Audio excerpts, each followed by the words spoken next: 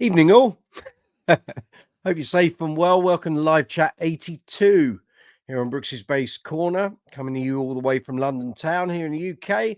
It's 8 o'clock Tuesday night, so it's live chat night, of course. Good to see you. You're very welcome. Hope everything is well with you where you are in the world. Lord knows there's plenty that isn't right in the world, and today is a fine example of that. So if you're checking in from the Middle East and surrounding districts, my thoughts are with you. It's not great on the planet at the moment, is it? But let's not be too depressed for those who aren't in the Middle East dealing with everything that's going on. Hope you're well. Hope your bass playing's going great. We'll try and keep things relatively upbeat tonight. Lord knows I've had a fairly dreadful day and a fairly shocking couple of weeks, but anyway, we're try and do the best we can. Visog can see you there. Dawson could see you too. So if you've not been here on a Brooksy's Bass Corner live chat before, you're very welcome. Come on in. We're talking bass guitars, bass amps, bass effects, bass accessories, strings, gig bags, pedal boards, anything you want to talk about regarding bass. Great bass players, albums with great bass players on. This is where we do it. Best bass live chat on YouTube. I can't find any others. So, as I say, come on in. You're very welcome. It's good to see you. You're amongst friends.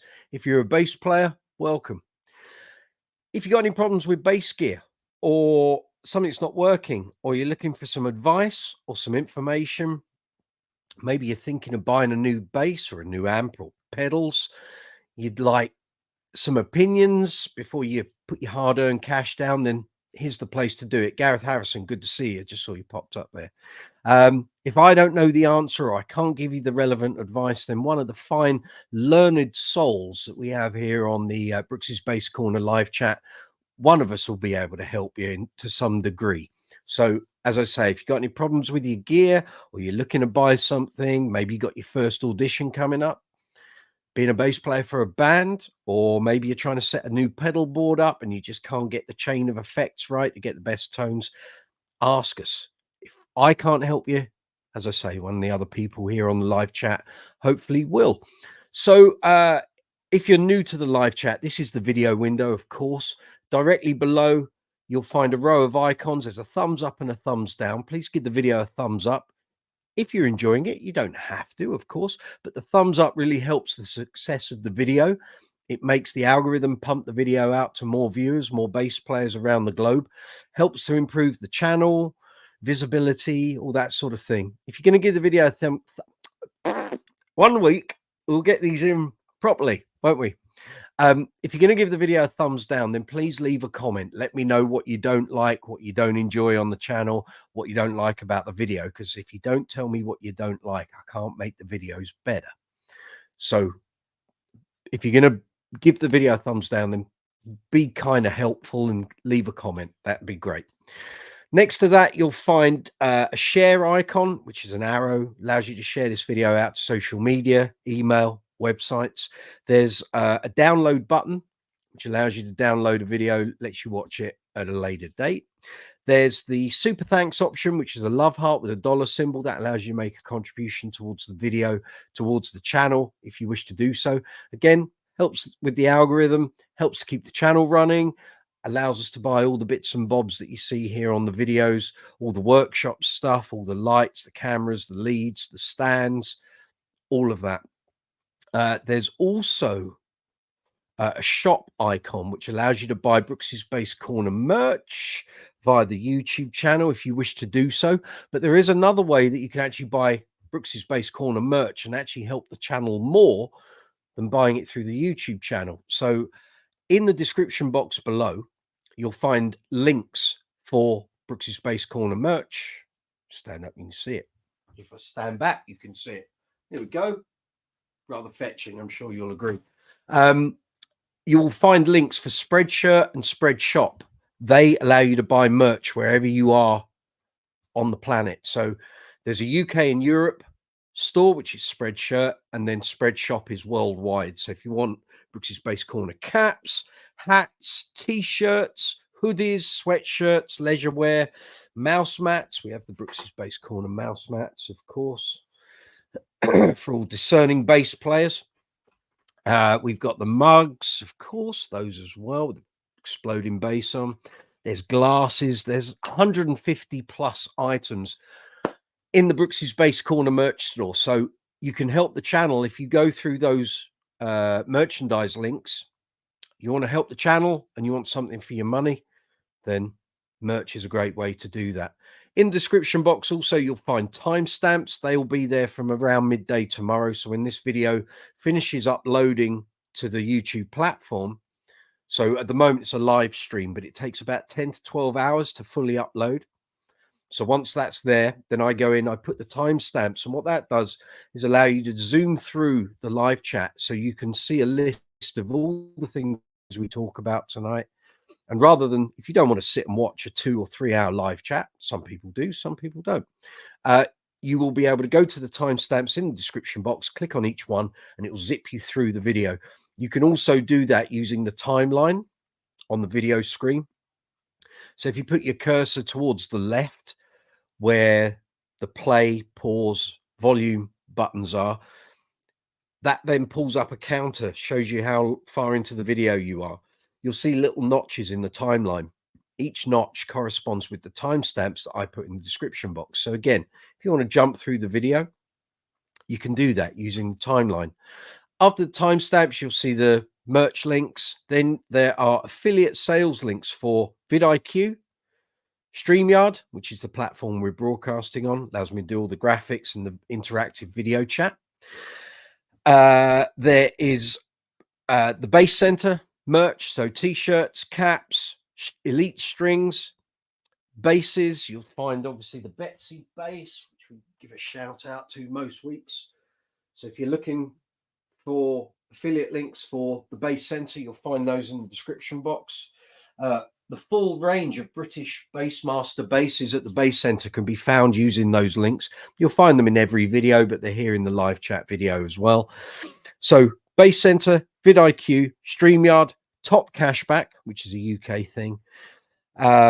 Then there are affiliate sales links. So if you've got any bass related purchases, you can help the channel using those affiliate links in the description box. So if you're looking at a new bass or some strings or a gig bag, pedals, amps, speakers, anything to do with bass, you'll find links there for Amazon worldwide, Thomann in Germany, although they ship worldwide as well, Andertons here in the UK, they ship worldwide, and Gear for Music, and they ship worldwide. So if you've got any bass related purchases, something that you need to buy relatively quickly, you can help the channel. Click on one of those links, go through the transaction. Once you receive the item, Brooksy's Bass Corner gets a very small affiliate commission. That's how that works. Underneath the affiliate links, you'll then find the social media links. So you can find Brooksy's Bass Corner on Facebook, Instagram, Twitter X, BeReal, Discord, Reddit, Quora, and TikTok. So this is the video window. If you're on the mobile app, the live chat window is down below. If you're on the desktop version, it's that way. You'll see people commenting, leaving questions, comments. I can see the regulars starting to appear, so it's good to see you all. I'll give you all a shout out in a moment. At the bottom of that window, you'll see a text box that says comment or chat. Put your text in there, press send. It will then appear here in the chat window. Next to that text box, you will see an emoji icon. So feel free to give the emojis an absolute hammering. The more emojis, the better it is for this live chat video. It gets it more engrossed with the algorithm. The algorithm then pumps the video out to more viewers on YouTube. Next to that, you'll find a rectangle with a dollar symbol in. That's called Super Chat. Works the same way as Super Thanks on all the videos. This is a monetized channel. So if you're enjoying this live chat, or if you like what we do on the channel, or you find one of the videos and you think, actually, that's really handy, I needed to know that, or I've got a bass related problem or an issue and we can help. If you want to help the channel, click on that super chat button.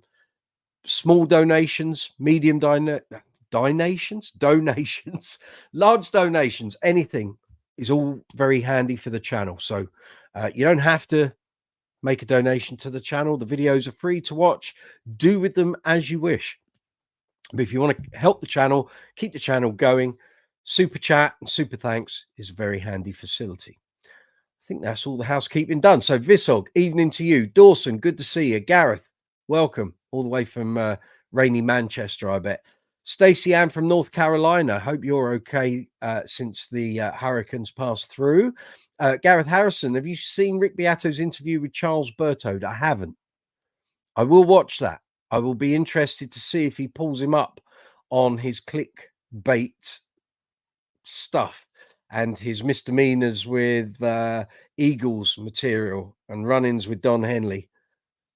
I had something to say about that when that all happened. I thought it was very clickbaity that someone of Charles Bertode's base facility, technique, intelligence was daft enough, dare I say it, stupid enough to do a version of Hotel California, knowing what the ramifications would be. He got a copyright strike and then produced a video pretending to, well, I thought he was pretending to be outraged that Don Henley would have the audacity to give him a copyright strike. You knew it was coming, silly sod. But anyway, no, I will check that out, Gareth. That's I'll make sure. In fact, I'm gonna write that one down. Need to make sure I check that. I wonder if Rick even ventured into the realms of that, because he's had his own run-ins with Don Henley. So let's check that out later on. Okie dokes. Visog. Oh, that'll be worth a watch. Next Generation coming through. Yeah, technically stunning, amazing, all of that. I can't begin to compete with players like that. You know, these guys come along and they do wonderful things, and yeah, but I thought his approach to doing a video covering Hotel California was ridiculous, and then to produce a video of outrage and nonsense that he came out with in response, kind of, he went down in my estimations, if I'm honest. So yeah. Dawson, that's wild. I've been listening to Don Henley today. I love Don Henley. I don't necessarily agree with all of his views on copyright on social media and on the internet, but some of the points he raises are valid. And I'm sure if the boot was on the other foot and Charles Bertode was in Don Henley's position, having created all those songs and albums over the years, and now people just think they can just use them willy-nilly and pay nothing for it, he might feel the same. He may do. Who knows? Stacey, it's a sign, Dawson. There you go. Gareth Harrison, as good as a player as he is, he's too flashy for a band setting. He is in some bands, apparently. I think he's Canadian. Am I right?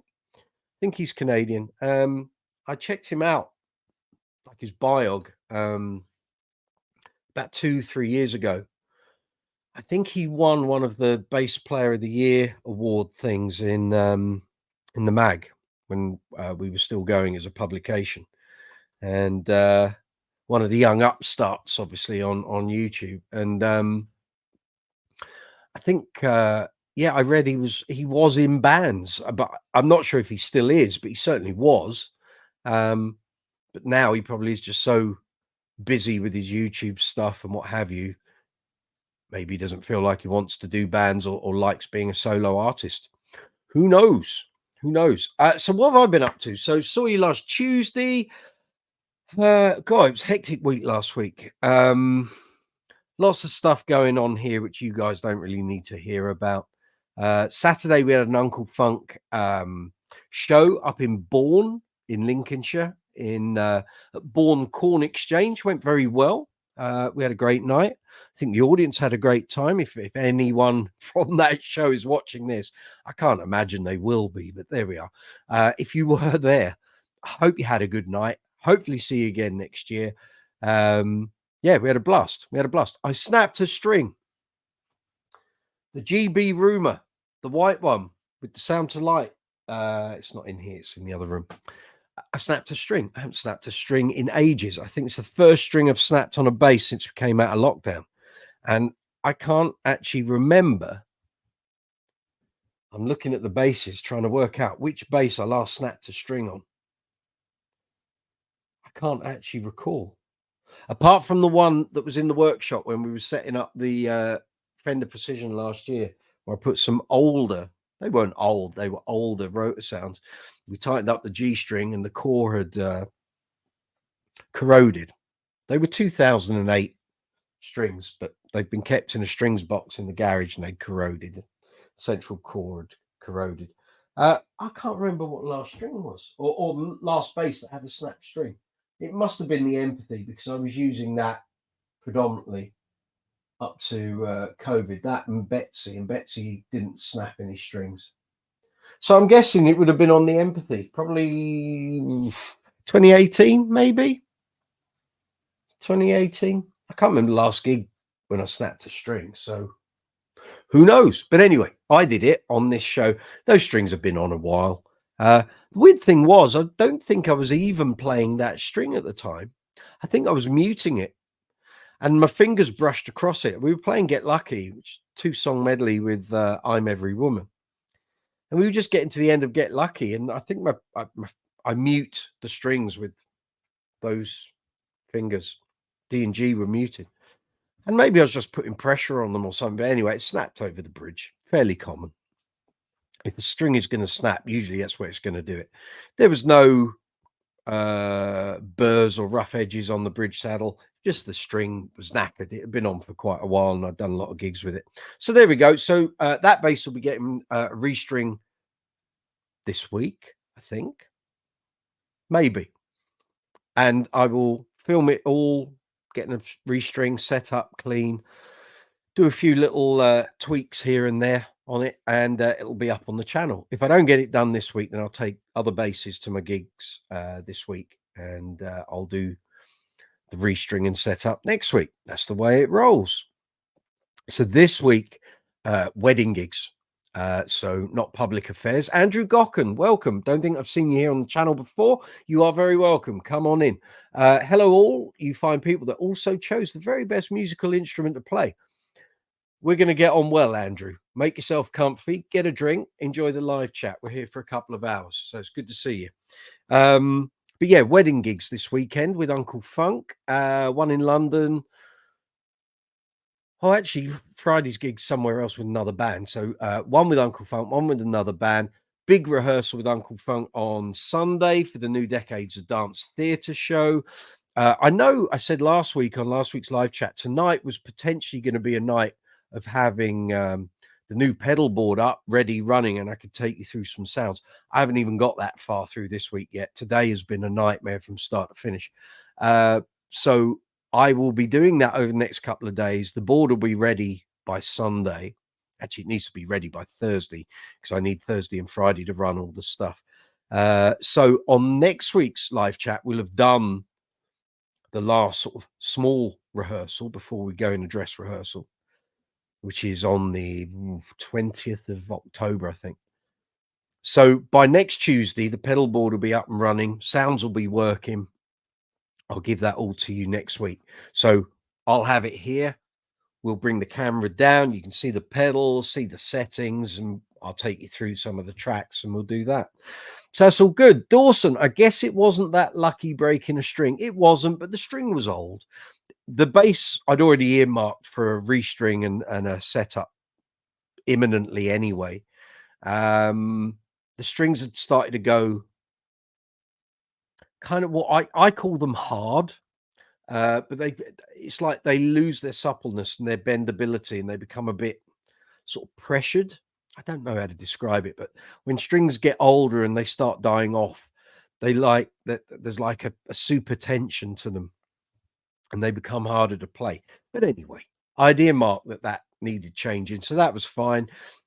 Thankfully, it was very near the end of the song. I didn't need that D string. Got to the end of the song, said to the drummer, hold the track. I'm changing bass. Literally moved over onto my other GB within about 20 seconds, tuned up, bang, we were off, ready to go. Audience didn't even notice, apart from the color of the bass had changed. Gareth Harrison, just restrung my Jack Cassidy with some Rotor Sound swing bass 66s. And how's that sounding, Gareth? Meaty, I would describe that. Meaty and grindy would be my assumption on the tone of that bass. Let me have your assessment. Let me know what you think that's sounding like. Is that your regular choice of strings for that bass? Right, it's fizzy pop time. I need some fizzy pop. So yeah, Andrew, been there, done that, mid-gig, sink or swim. Exactly. When it first happens to you, when you're a young player, it completely freaks you out. But once you get to the grand old age of 52, I've snapped many a string on gigs. And it doesn't phase me as long as I've got a second bass, which invariably I always have. Although, funnily enough, this Saturday's gig with Uncle Funk is in town. I'm only taking one bass because I'm traveling in by tube, because the parking at the gig venue is limited beyond belief. So it's one bass, but it'll either be that GB Rumor with a brand new set of strings, or it'll be one of my other basses that I know the string isn't going to go. So it might be Empathy coming out, might be a Spectre. I'm trying to think. Maybe Betsy will come out this Saturday. I don't know. I'll decide what bass I'm taking as we go through the week. Anyway, cheers, gang. With my Brooksy's Bass Corner mug, of course. Look at the quality of that print. That's done. I think that's done about close to 200 dishwasher washes. Still bright, nice and perky, fabulous. Gareth, exactly that. I've always used rotor sounds. Okay. Tried other brands, always go back to what I know. Likewise, although I say that, there is potential when I restring the GB. I've got a set of DR multicolored neon strings. They're either going on that GB or they're going to go on the Brooksy bass when the rotor sounds on there die out. I'll make a decision as and when. So either I'll put them on the GB or I'll put them on the Brooksy bass. It'll be one or the other. That's for sure. So yeah, right, tonight's topic of discussion, when I find it, that's the fella. Essential tone hacks. Improve your bass tone. So I've got a video in the works that I'm working on at the moment. I know I've got loads of videos. They're all in various states of progression. And generally when I'm producing videos for the channel, I'll do an edit and then I'll sit with it for a couple of days, sometimes a week, sometimes a couple of weeks, because I always see things I can change or improve. Anyway, this is one I've been working on for a couple of weeks. So essential tone hacks, how to make your bass tone as good as possible. So occasionally I get messages here on the channel or on social media. I get them all the time. I mean, for the whole time I've been a bass player, if you're on a gig and there's two bands or more and us bass players are able to sort of chat, or you get it as a you'll get punters come up at gigs and go, oh yeah, I play a bit of bass, how'd you do? And then invariably the question will come around to tone, how you get your tone, all of that sort of thing. So first of all, you have to work out what you don't like about your tone. What isn't working for you? What isn't firing you up? Why has it got bad? Was it good before and something's got worse? Or are you just unhappy with your, is it a playing technique thing? Is it a gear thing? Is the bass that you've always loved suddenly just not boiling your egg anymore? Is your amplifier not playing ball? Is it too many pedals? Is it not enough pedals? What are you trying to achieve? So there's a million ways to address these issues. The goodness, I'll come back to you shortly. I'm just in the middle of mid spiel. So yeah, now improving your tone doesn't have to be an expensive operation. It can be relatively cheap. So first of all, you got to pinpoint what is it that's not working for you.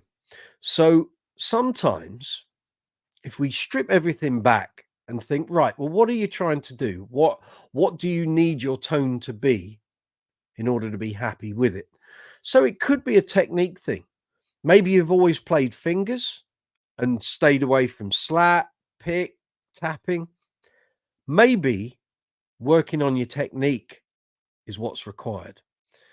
When I haven't been playing for a while, it's like during COVID's a perfect example. So other than working on the channel, but I didn't start the channel until the end of July 2020. Between the end of March, when we went in a lockdown, I didn't do a single gig until the middle of the September in 2020.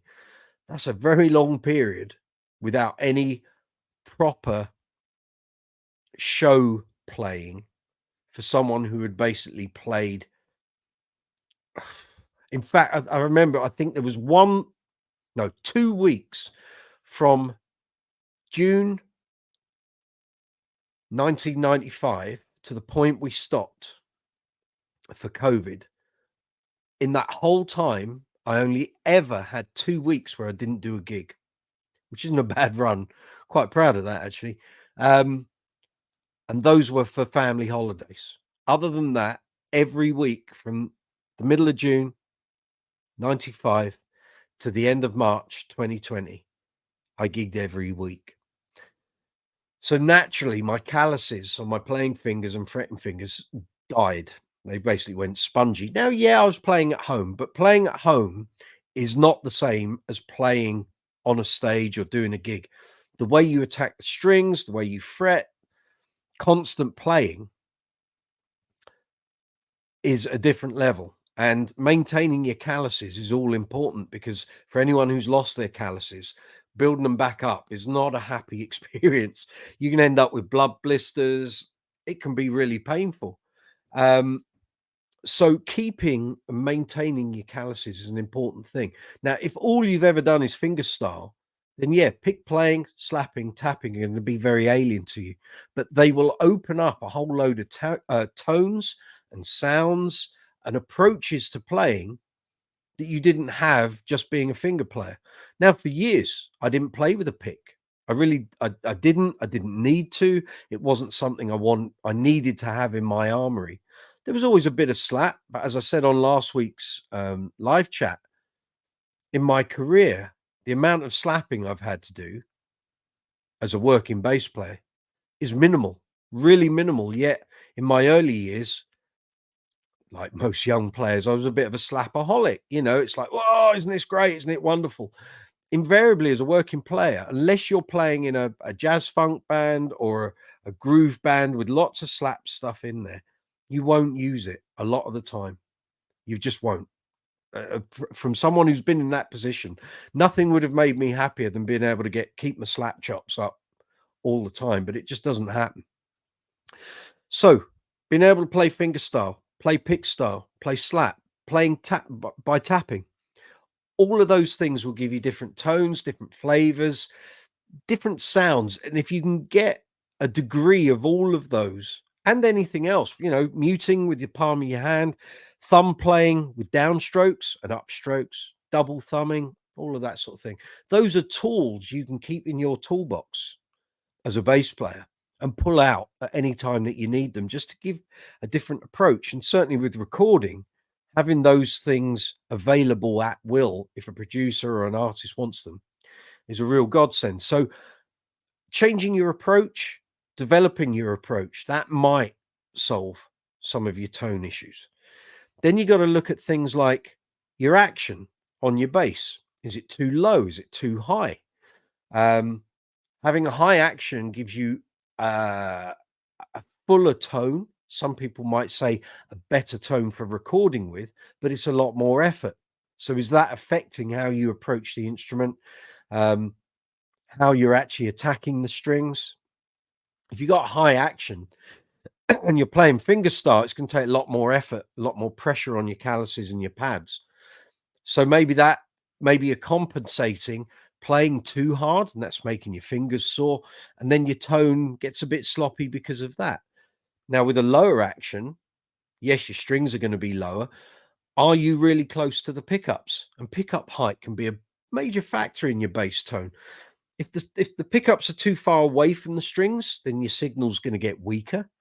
And if your pickups are too close to the strings, they create a magnetic field that pulls the string, and then it doesn't not reverberate. What am I talking about? It doesn't vibrate as it should. You have to find a happy medium. Now, generally, if you've got a 2 pickup bass, generally your back pickup is going to be maybe slightly closer to the strings than the neck pickup. The reason being the bridge pickup, certainly on single coil basses, has a slightly weaker signal, because as the string moves away from the neck towards the bridge, it actually becomes tighter, so anyone that plays funk generally likes playing around the bridge area for a tighter tone. That's fine, but the string doesn't vibrate as much and you end up with a slightly weaker tone. So if you keep the bridge pickup slightly higher than the neck pickup, between the two you should kind of get an equal volume. But generally the bridge pickup will, the bridge pickup will be slightly higher than the neck pickup. On some basses, you may find the bridge pickup has been wound a little hotter, in which case it doesn't need to be higher. They can both be at a similar level. So bridge pickup height can make a big difference there. Now, if you're playing with a pick, where are you playing on the string? Are you playing closer to the neck where you're getting a fuller tone? Are you playing sort of midway between the two pickups? Or are you going closer to the bridge for a twangier sound? Again, how the bass is set up, the string height, the pickup height, and how you're playing in terms of string attack and approach will all have a significant effect on your bass tone. But all of those areas can be looked at and remedied without you really having to spend any money. Having a bass that's well set up, so having the truss rod adjusted regularly, you may find you need it done seasonally. So here in the UK, we've just come into autumn after summer, temperatures dropping, humidity is different. We've got a lot of wet weather going on. Here in my office, around this time of year and sort of towards coming out of winter into spring, in here sounds like there's a ghost pinging the strings.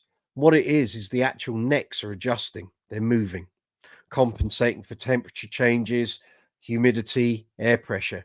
And anytime I work in here quietly around this time of year and like March, April time, I'll hear little string chimes go ping, ping, ping, ping, ping. Not all at the same time, of course. And it is the necks moving. So generally, a place like here in the UK, where we haven't got huge dry temperatures and soaring summers, although that can happen.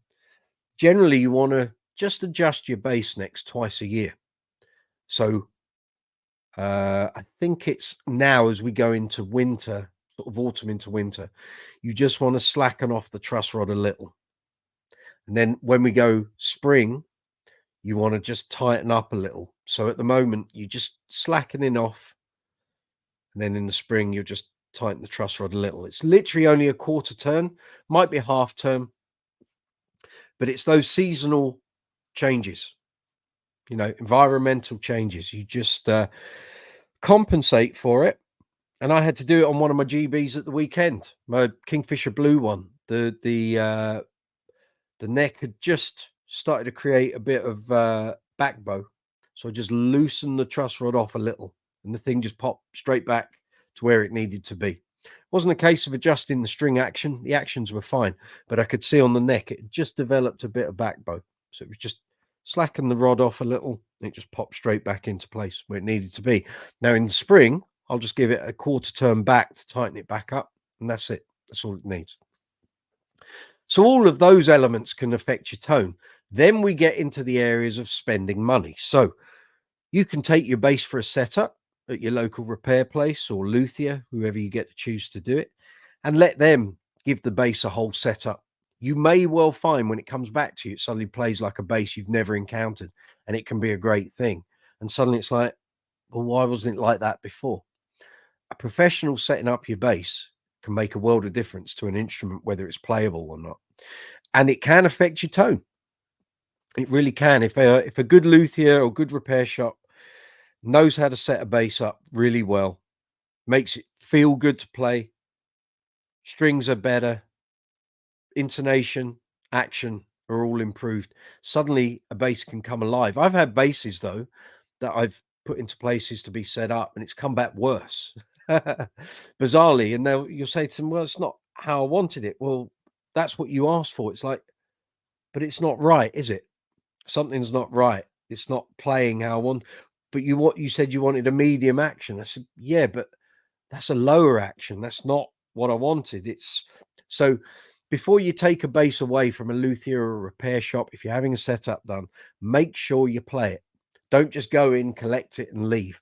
Test it out, plug it into an amp, make sure it's not buzzing, unless buzz is part of what you want tonally, and check it's how you want it. And if it's not, you give it back to them and say it's not right. So then they can either adjust the strings, the action, pickup height. Might be the truss rod. It might well have moved again since they did the setup. That can happen. Might just need a quarter turn. Either way, that can make a big difference.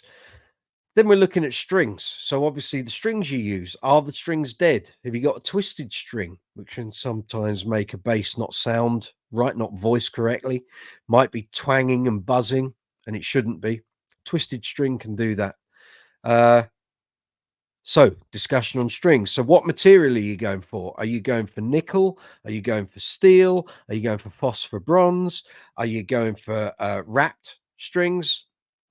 Are you going for tape wounds? All of those things, major differences in tone. Then you're looking at gauge. So are you going for a light gauge, medium gauge, heavy gauge, super heavy gauge if you're dropping your tuning?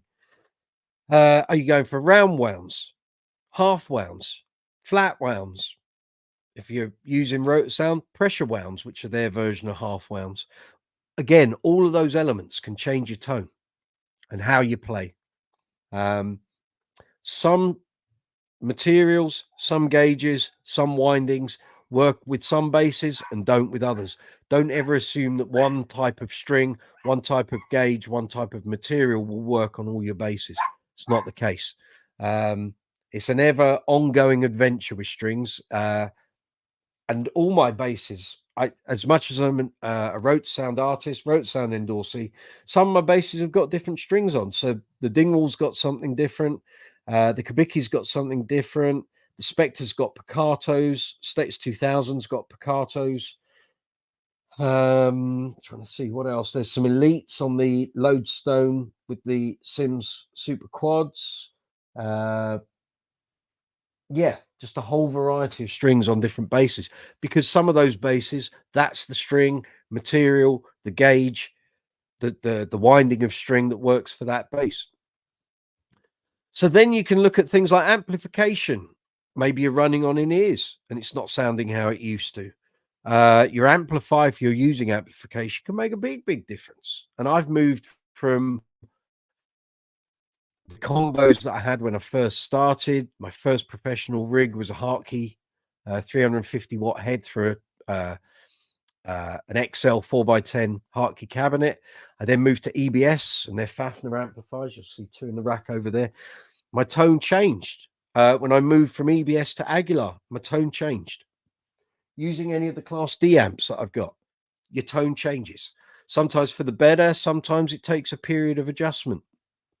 You might think, oh, that's the amp I want. That's what my hero uses. That's what I want to sound like. You buy that gear and you don't sound anything like your hero. Sometimes the tone is in the fingers. You can't replicate it. You can get close. I mean, many a player from the 80s to the present day will buy Mark King gauge strings, Mark King's choice of strings, buy a Mark King bass, buy the amplification he uses. They start playing and go, I haven't got that sound. It's him. He sounds like him no matter what bass he plays. But different basses have different characters. So, if you follow Mark's tone across his whole career, there have been changes as he changes brands of things. But essentially, his core tonal character has stayed pretty much the same. So those are an array of things you can look at. Then you can look at pedals. You can look at preamp pedals. You can look at preamp amplifiers. If that's, generally a preamp is not an amplifier. You have to add a power amplifier to a preamp. Sometimes you will have a powered section in a preamp. A lot of amplifiers, you can take an XLR out. You're getting the preamp without the power amp being engaged. That might suit your tone or it might not. You might want to have a speaker connected, and the tone that that speaker gives, your signal that's going through the amplifier, might just be the difference between a tone you like and a tone you don't, which is why we ended up with a lot of things like amp and cab sims as patches in effects units. So once you start getting into the sort of depths of pedals, then really your tone is how you want to sculpt it. You know, exactly what do you want? The world is your oyster, pretty much. So once you get into that murky world of pedals, it's well, what do you want? You know, what are you after? What are you chasing? It might be a whole load of different sounds that you want, or different tones. Is it an EQ thing? Is it, are you looking for modulation? Are you looking for distortion or fuzz or overdrive?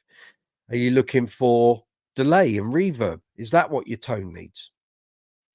You know, the elements are there. You just got to be a bit selective in what you're trying to achieve and what you want your tone to be. Took me a while, took me a fair old time to find the tone I wanted. And I was getting there. Every bass that I bought when I first started out and sort of progressed, every bass was getting me closer to the sound I was hearing in my head that I wanted. So I wanted a fairly rounded bottom end that was slappable, that wasn't clunky, which made me go for 4000 strings instead of 4505. I tried light gauges. I tried 3090, 3595. They wore out too quick. They didn't keep their tone long enough. And in a live setting, without PA reinforcement, only through your amp and your cab, the lighter gauges just didn't work for me. But when I moved over to 4000s, suddenly, okay, there's a level of suppleness to those strings that you don't get with the heavier gauges, but they're enough away from the light gauges that I can do string bending and I can sort of fly around the neck a bit, but I've got a fairly significant bass tone as well, with a fair degree of clarity. Now, what I didn't know, and I discovered later on, was that some basses just work better with things like 4505 gauges. So for me, personally, I'm not saying this is a rule or it's, you know, it's written in stone, but for me, Fender basses, Stingray, Music Man Stingray, some of my other instruments just work better and sound better with a 4505 steel string. I don't know what the physical elements of that are, but there is certainly a degree of physics into why that works better. Whenever I've played Fenders with 4000s, there's something just not right. And for years, I had a Stingray with 4000 steels on, and I loved it, and I loved the tone and what have you. But when I sold that bass, and I've got another Stingray that I bought a couple of years later, that bass just didn't work with 4000s. It just, something wasn't right. Moved up a gauge to 4505, bass came alive. It was like, right, okay.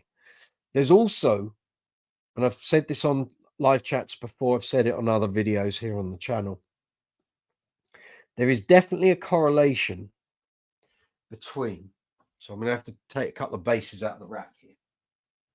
So we'll take that and we'll take this. Now, with a Fender headstock arrangement, 4 in a row. Now I can put a brand new set of rotor sound. It doesn't matter what gauge, whichever gauge I choose, whether it's 4505 or 4000s. These strings will sound pretty good until about 8 to 10 gigs in. Then they just seriously die off. That's nothing against rotor sound, because what I'm going to explain in a moment counteracts the argument.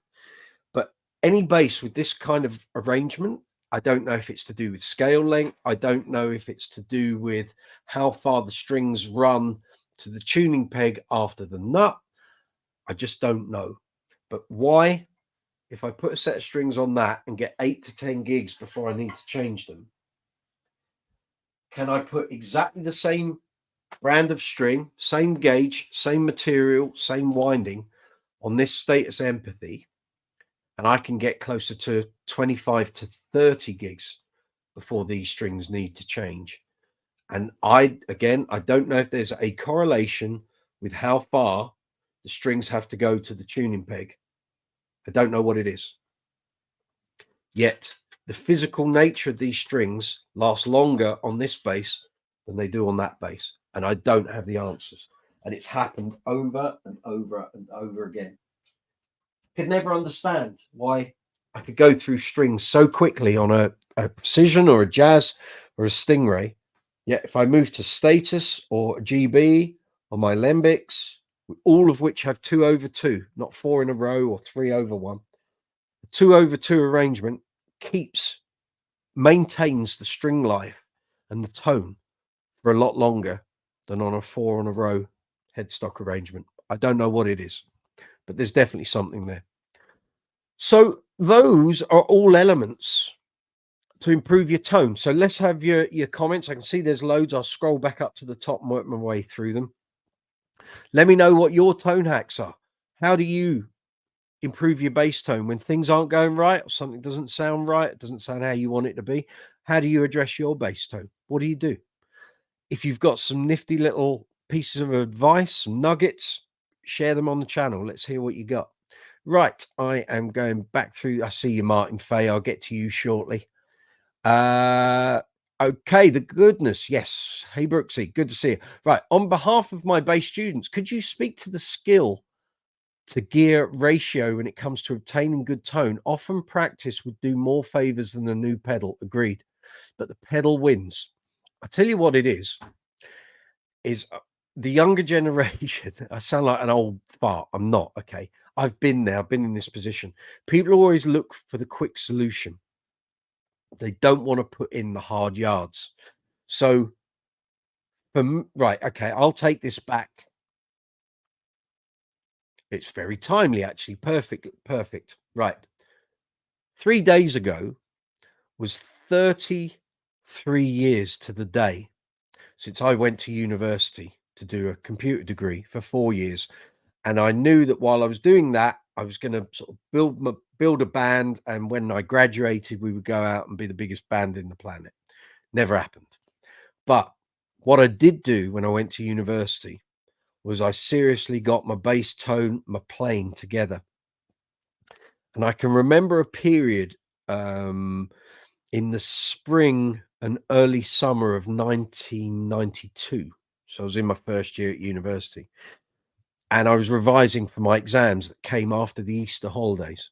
And to take my mind off of revision, so I do my hours of revision, I'd have a break, go for a walk, go to the pub, of course. But I do a lot of bass practice. And those holidays, there was no one else in my halls of residence. I was the only one that stayed. It was only me in the house. So I could have music on as loud as I wanted. I could watch the telly. I could do what I wanted. It meant I could do some serious bass practice.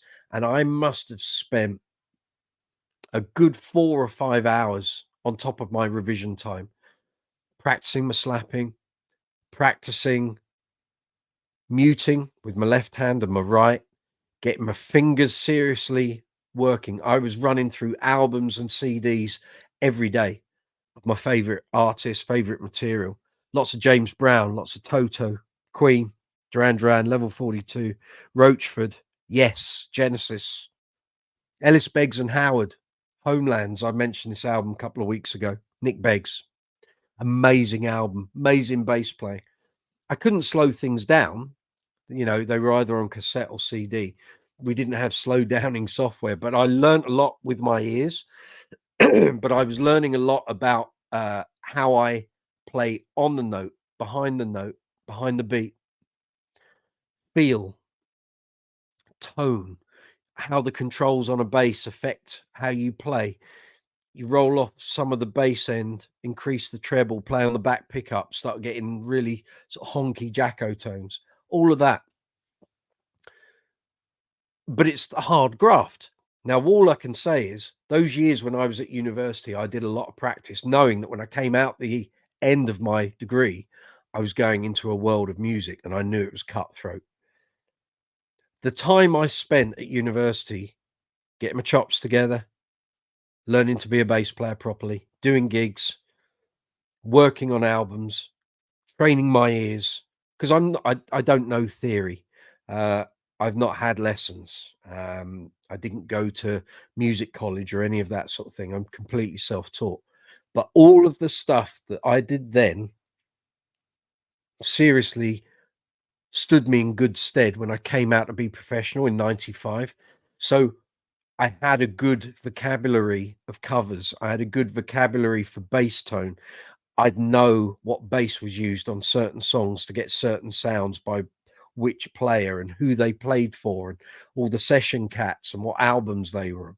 So all of that stuff goes in. Now you can't replicate that with a pedal. You know, a pedal is not going to give you that. That is grounding as a player, as a musician. And it's opening your library of music, of material, of tone, of knowing how to apply your gear and your ability to play and your technique and how to achieve what people were going to ask of you. Because as a bass player, generally, you know, even if you're in a band and it's an equal split, you're going to have times in your career where you're going to be working for other artists or producers or people who might get you to dep, or you might be on a recording, and you have to come up with the goods at short notice. You know, you can't say, oh, well, I'll just take that home and I'll learn that for tomorrow. Doesn't always, there isn't that time. So, you know, obtaining good tone, it's an amalgamation of factors. It can be strings, it can be how your bass is set up, pickups you got on your bass. You know, if you're after a precision tone, a humbucker in the bridge is not going to get you that. Yeah, you can roll off the top end. You're still not going to get that mid-range thump that you get out of a split core pickup. So you can get approximations of, but it's not going to be the same. So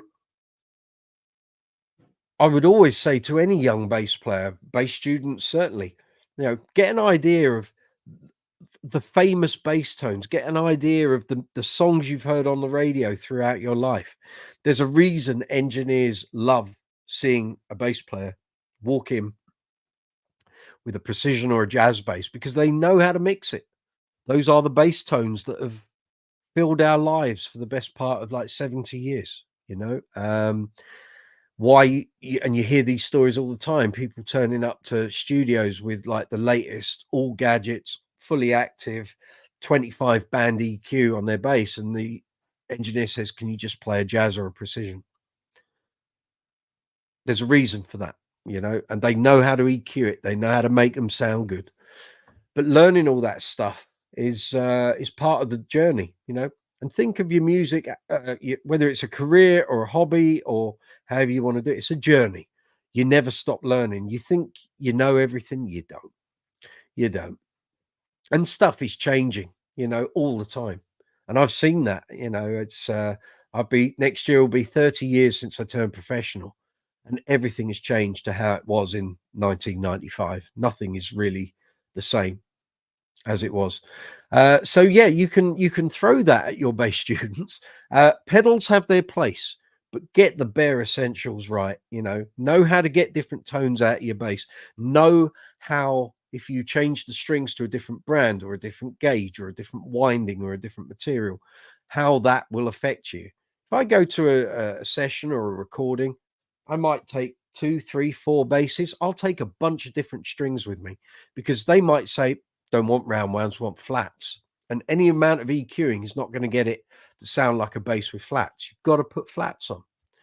You know, this was the thing like years ago when Roland came out with the V bass unit. So you put a pickup on the bass, big floor unit, you could make it sound like any bass.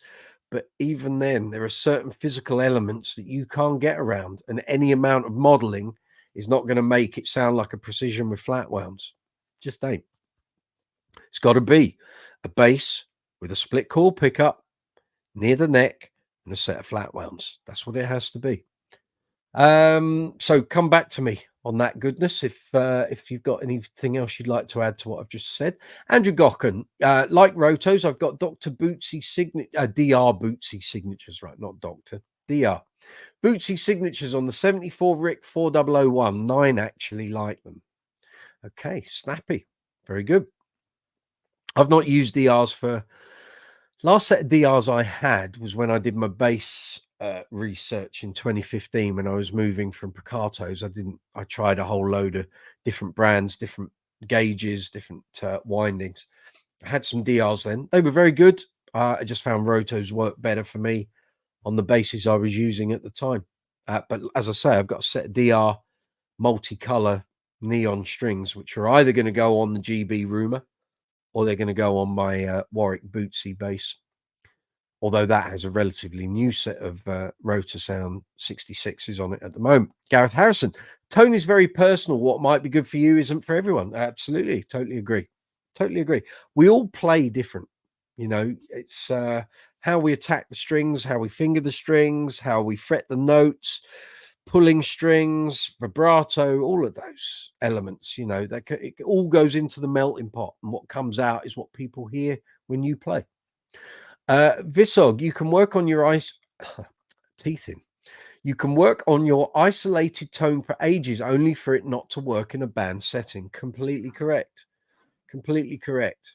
Which is why, let me take a drink here. Which is why when I was at university, I was working exceptionally hard to make sure I had a really good band workable tone when I graduated. And lo and behold, what came my way was a glam rock tribute band. So we were out gigging very, very regularly once I turned pro. And they've been going for a while, for about 5-6 years at that time. And basically, I just needed a full, fat glam rock type bass sound. So talking glam rock, we're talking T-Rex, Slade, David Bowie, Queen. I think we did some Free, though it's not glam rock, but we had various covers and stuff in there.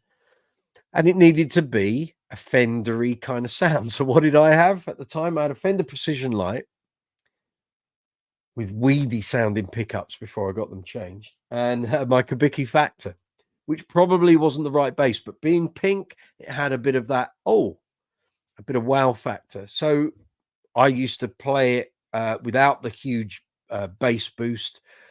Didn't play it passively. I played it actively, but I took a lot of the top end treble off. And we went for it.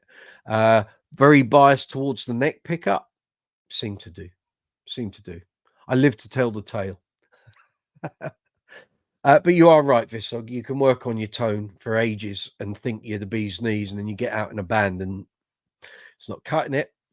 I mean, the guy I replaced in the covers band that I was in for 17 years, he did 2 gigs before I joined. And basically he got asked to leave because the penny wasn't dropping. He was kind of playing the songs. It was just general covers band, but he wanted to play like a bass virtuoso. And to be fair, the people that were in that band were never going to take to that. And he made way and I took over. So he did the first 2 shows and I did, well, let's think, probably about 3,000 after that. So, yeah. Andrew, intonation. What are we talking about? I'm guessing I mentioned intonation. You've responded to that. Gareth Harrison, position of your picking hand, moving to different positions between the neck and bridge changes your tone drastically. I do it every gig. I move all over the place between the pickups, depending what song is, what the tone is, what I'm doing. I will do it. Anyone that watches me play.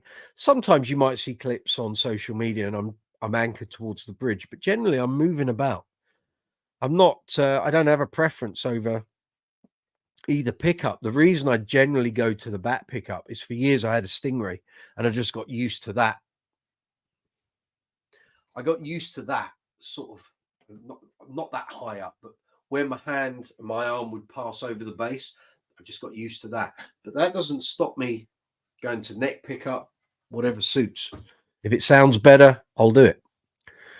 There's a couple of songs in Uncle Funk where I'll move to the neck pickup for a big fat round sound.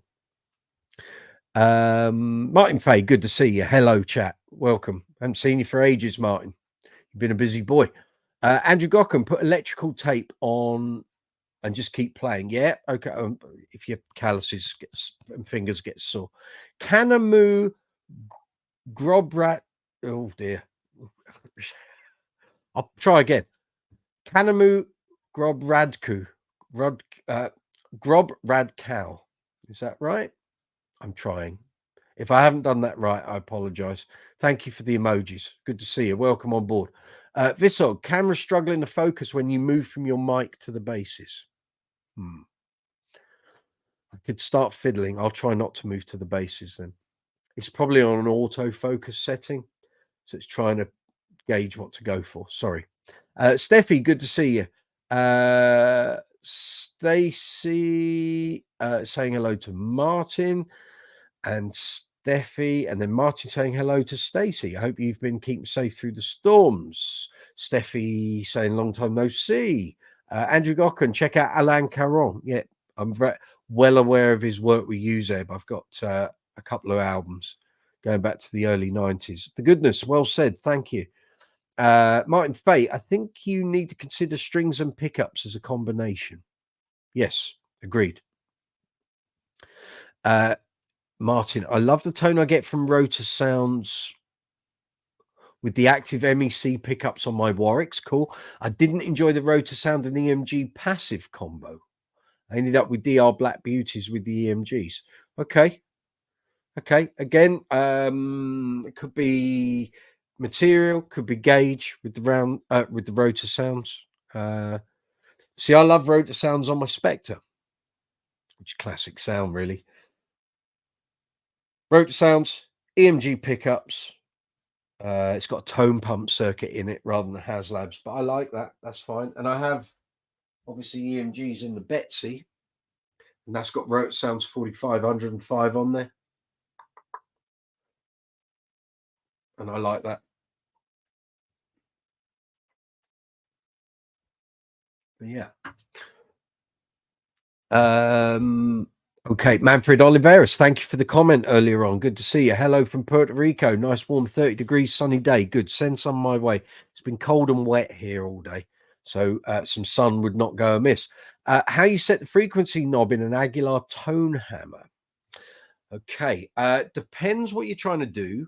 Are we talking about the pedal or the amp? Because in terms of amplification with Aguilar, I've got a DB751 and an AG700, but I use the tone hammer pedal when I'm doing Uncle Funk stuff because I'm on in-ears. So the tone hammer preamp pedal is what I'm using. So how do I set mine? I generally, I give myself on that pedal. I do the gain about between 9 and 10 o'clock. Treble, I do about 3 o'clock because I'm using it as a slight treble booster. Bass, I have around about 12 o'clock. Master, I have up around 12 o'clock, I think. Then the mids, what I do with that is I go for a low mid frequency because I like low mid. And I have that at about 1 o'clock on the level for the mid. So mid level. So the frequency will be about 10 or 11 o'clock and the boost level will be at about 1. That works for me. But I'm using a GB Rumor bass, which has got an 18 decibel three-way 3-band EQ on it. And it might not work for everyone, but it works for me. So I have my general core sound, then I can fiddle around with the EQ on the bass, depending on what the room's doing and what I'm hearing in my ears. And then when I need a little bit of pronouncement, so on things like the solo bit in Boogie Oogie Oogie, or when we start getting a bit ballsy and get down on it, or I need a little boost on, I'm trying to think what songs I do. Things like I Feel the Force, I'll kick the tone hammer EQ in and I'm running it post EQ. So any changes I make on that pedal go to front house rather than him just getting a flat sort of EQ sound and then they can still do all that. But if I'm going for a boost, they're going to get it as well because I haven't got an amp to rely on. So if I need a boost in my ears, rather than me say to the sound man, can you just turn my bass EQ up a bit when we got like 7,000 people in a festival, I'll just give it to him via the pedal, and that's what we go for. The amp, it's Manfred again. The amp, how do you do it? On the AG 700, okay, so the AG 700 is not the tone hammer. They work very differently. So tone hammer amplifier, not the preamp pedal. The amplifier is built to distort in the low mid regions. It's got an overdrive, a grit circuit in there, which is also on the preamp pedal. So that facility is always there. The AG 700 is a bit more hi-fi sounding, sort of clearer, more clarity, no distortion. So on the AG 700, well, gain again is at about 10 o'clock. I turn the bright and deep switches on and off depending on the gig and the band. I don't just have them in all the time. When I do Queen gigs, sometimes Queen tribute gigs, sometimes I'll have the bass boost on and sometimes I won't. Depends on the stage, the room, the PA. So the low mids, so on the AG 700, you've got treble, low mid, high mid, bass, or bass, mids, treble. So I'll have the bass at about, I think I keep it flat, keep the bass flat. If I need a boost, I go for the deep button. The mids, keep the high mids flat or cut. Have the low mids at flat or just slightly boosted. And the treble, again, it depends what the gig is. So if I need to be able to slap, pluck strings, I'll have that there, and there's always the bright switch if I need it. But generally, I try to keep my amplifier, if I'm using Backline, I keep my amplifier fairly flat. Tune the midsection of the amp to the stage and the room. But any frequency or EQ changes, I want to do it on the bass. So Manfred, I move it when playing with a band until I have a cut through. Well, again, it depends on the bass you use. So for many years, I've said it before, I'll say it again.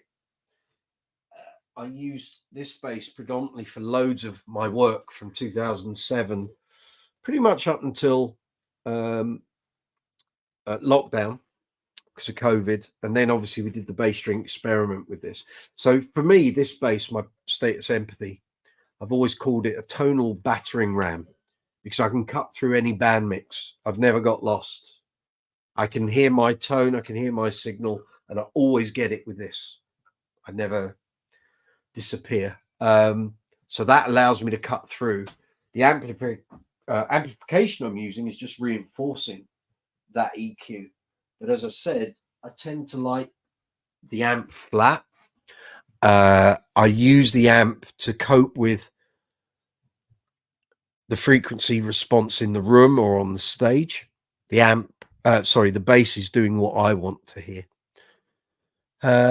My bad. Tone Hammer 700, right? Okay, sorry, that's where we were getting confused. So it's the newer Tone Hammer. Yeah. So as I say, for the way I do the pedal, that's what I go for, really.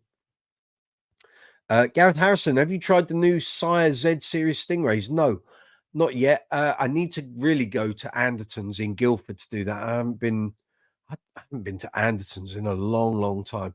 I would like to go there and see if they will give me some basses for a review and demo here on the channel. So I will get round to that. It's on the list. Just sadly, I've had a lot of stuff going on in life for a couple of months, actually probably for about 18 months.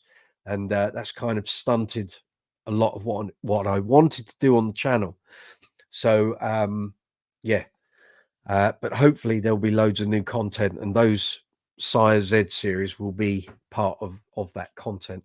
Dawson, you've sent me a request to join the live chat. Excellent. Let me just get the email up. There we go. I can see you. I'll send you a invite. So we want one of those.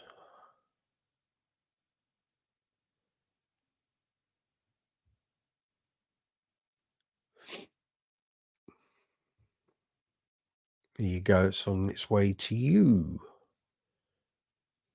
So it's 9:10. Very welcome here on live chat 82 here on Brooksy's Bass Corner.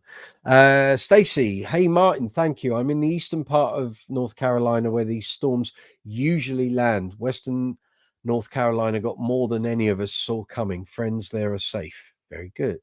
Manfred, that is a beast of a bass. It is. I've got two of them.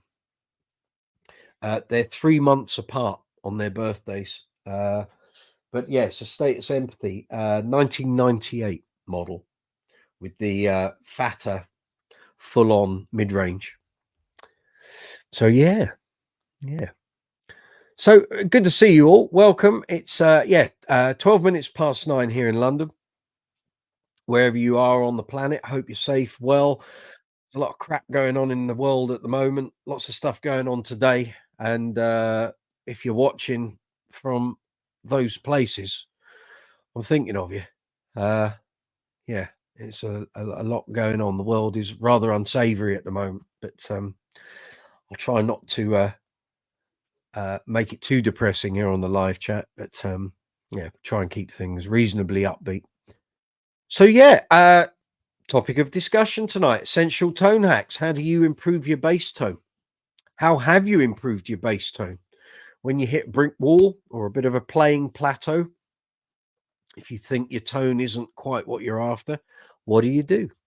How do you do it? What re-energizes your bass playing? What gets it all moving forward again? So I've given you some ideas, some hints, some tips. I've probably got loads more in the stash, but as the conversation develops, I'll enlighten you. String mutes, absolutely. I've never used any. I tried some practicing here at home, and I found it. Frank Brodsnow, good to see you. Welcome. Don't think you've been here on the live chat before. Don't think you've been on the channel before. Good to see you. Very welcome. Welcome along. I used some just when I was just practicing here at home. I had some when I did the Christmas gift guide. So that was during lockdown. So I had loads of bits and pieces from Bass Direct here. And I tried some string mutes. And I just found it was taking too much of the resonance, and which is kind of what they're there for, is to sort of reduce the amount of string noise and all of that. And I actually quite like that in my playing. I don't want a sanitized sort of string tone. They work for some people, not for me. If I needed them for recording purposes and what have you, then that's fine and fair enough. But in terms of a live context, Gareth, I've done without them for years. I've never had someone go, your bass signal's too noisy with string noise. Sometimes it makes it better. No one ever said it to Chris Squire. But in a recording situation or a live situation, if an MD said to me, your strings are really noisy, I'd probably look at changing the material or the windings before I went to string mutes. But if using string mutes was going to be the only solution, then fine. I have no problem with that. Martin Fay, my wife says my tone improves dramatically when the amp volume is set to 0. I think you need to be having a word with her, Martin Fay. I'm joking, of course. Of course. What you should say, Martin, is, well, I set it to 0, my dear, and we'll just give you an in-ear mix. You can have a listen to it. So you won't hear anything out the speaker, but it'll come through the earbuds. Very good. Frank saying thank you. Pleasure. You're welcome. This is Brooksy's Bass Corner, coming to you all the way from London town here in the UK on a Tuesday evening, 8 o'clock every Tuesday. We're running up until 17th of December. So every Tuesday, there's only one, which is the week before the 17th, when we will be on the Wednesday night, which is the 11th. On the 10th, I'm out doing an ABBA show. We're here every Tuesday. So come on in. Got any questions about bass guitars, bass amps, bass effects, bass accessories, great bass players? You want to talk technique? You want to talk gear, pedals, pedal boards, great tone, which is what we're talking about tonight. If you want to talk about anything regarding bass, here's the place to do it. So come on in. Let's see. I can see Dawson. Well, there's a window, but you're not on camera, Dawson. So if you're watching, there he is. I'll add you. Hold on. Get the headphones on so I can hear you talking. Bear with me a moment. Where's that going? Oh, there. Yeah, that's all right. Don't want to pull anything off my desk. Am I adding you? I am. Dawson, are you there? Is it okay if I just do the audio? If you wish. Oh, okay. Thank you. Yeah, welcome. How are you? All right? Oh, yeah, just a bit under the weather. How about you? You got the colds and the sniffles, have you? Yeah, just a little head cold, that's all. There's a lot of it going about. Yeah, so What's bass happening tone in the world today. of bass? Yeah, go for it. I'm still kind of crafting it right now. I think right now it sounds a bit rather cold and hollow. That's what I would Right. say. As I'm Okay. trying to work towards a more warm, full bass tone. I'm gonna continue trying to get the tone that I'm looking for. Okay. What is your point of reference? Well, I have a Fender bass and a just a random amp. Okay. When I say point of reference, I mean give me an example of a player or a song or an album that you like that's the tone you're after. So my favorite bass tone would be Roger Glover from Deep Deep. Purple. Okay. Right. Well, to get into that arena, you're going to be looking at heavy gauge strings. So you're looking at 4505 and up. And I think, if I'm not mistaken, he plays with a pick. So you're probably going to want an element of that. Now you can go on Google and find out what picks he uses. Now, any player that uses a pick, you're going to need to get an approximation of the pick they're using in terms of the thickness. And I say that because anyone that wants to sound remotely like Mike Dirnt or Bobby Vega, you need a 0.73 Dunlop Tortex, which is the yellow one. And it sounds completely different, for example, to a Dunlop Tortex 1.14 purple. The way they attack the string and how they sound with downstrokes and upstrokes is radically different. So with a lighter pick, you're going to get a certain degree of, what's the word? Not flap, but you're going to get a percussiveness that is very different to a heavier gauge pick. And if you want to go really nuts, you can go for something called the Big Stumpy that Dunlop do, which is like a bit of molded plastic, quite thick. And again, the tone you get from that is completely radically different to a Bobby Vega Mike Dirnt 0.73. So then you get into looking at what gear Roger Glover uses. So you're looking at a rock setup, but I mean, he's used so many basses over the years. He's used Vigier, Fenders, he's used Rickenbackers, and. So his bass tone has changed over like 50, 60, well, 55 years, I guess, maybe 50, 55. And, you know, the tone will change, but he will still have his kind of what I call every player has like their core tonal character when they're playing. So the best way you can do it is check out any videos of him playing live or anything of him playing in a studio and seeing what his fingerings are. You know, what is he doing on the fretboard? Some players, when they hear high parts, will just stay in a lower position and play the higher strings, when actually what that bass player does is probably play the same notes but stays on the E and A strings, just playing higher up the neck. So note choices are very important. And I'll always say to a gigging musician, you know, if or someone who's sort of starting out and trying to find the right note choices when they're playing stuff, if a bass tone sounds full but the notes are high up, then just play it higher up. don't necessarily play it on the twangier strings, because you're going to get less bass tone, less bass delivery. So you don't want to have to EQ that in if all you've got to do is play on the lower strings but higher up. Then again, on something that's a bit percussive or has a thinner tone, you don't then want to be playing those notes on the A or D strings necessarily. You might want to be playing them on the G string, where there's less resistance to what you're trying to play. But that would be so you should go more like play a higher, like play the higher pitch.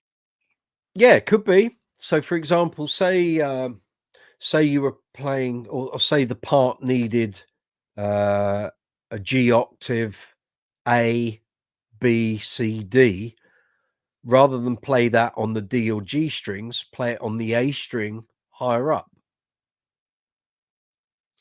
Okay. So if I put a bass on, let me grab a bass. I need a strap as well, would be good. Hold on, I just got to take my headphones off. Yep. Let's do it, Betsy. Strap would be good.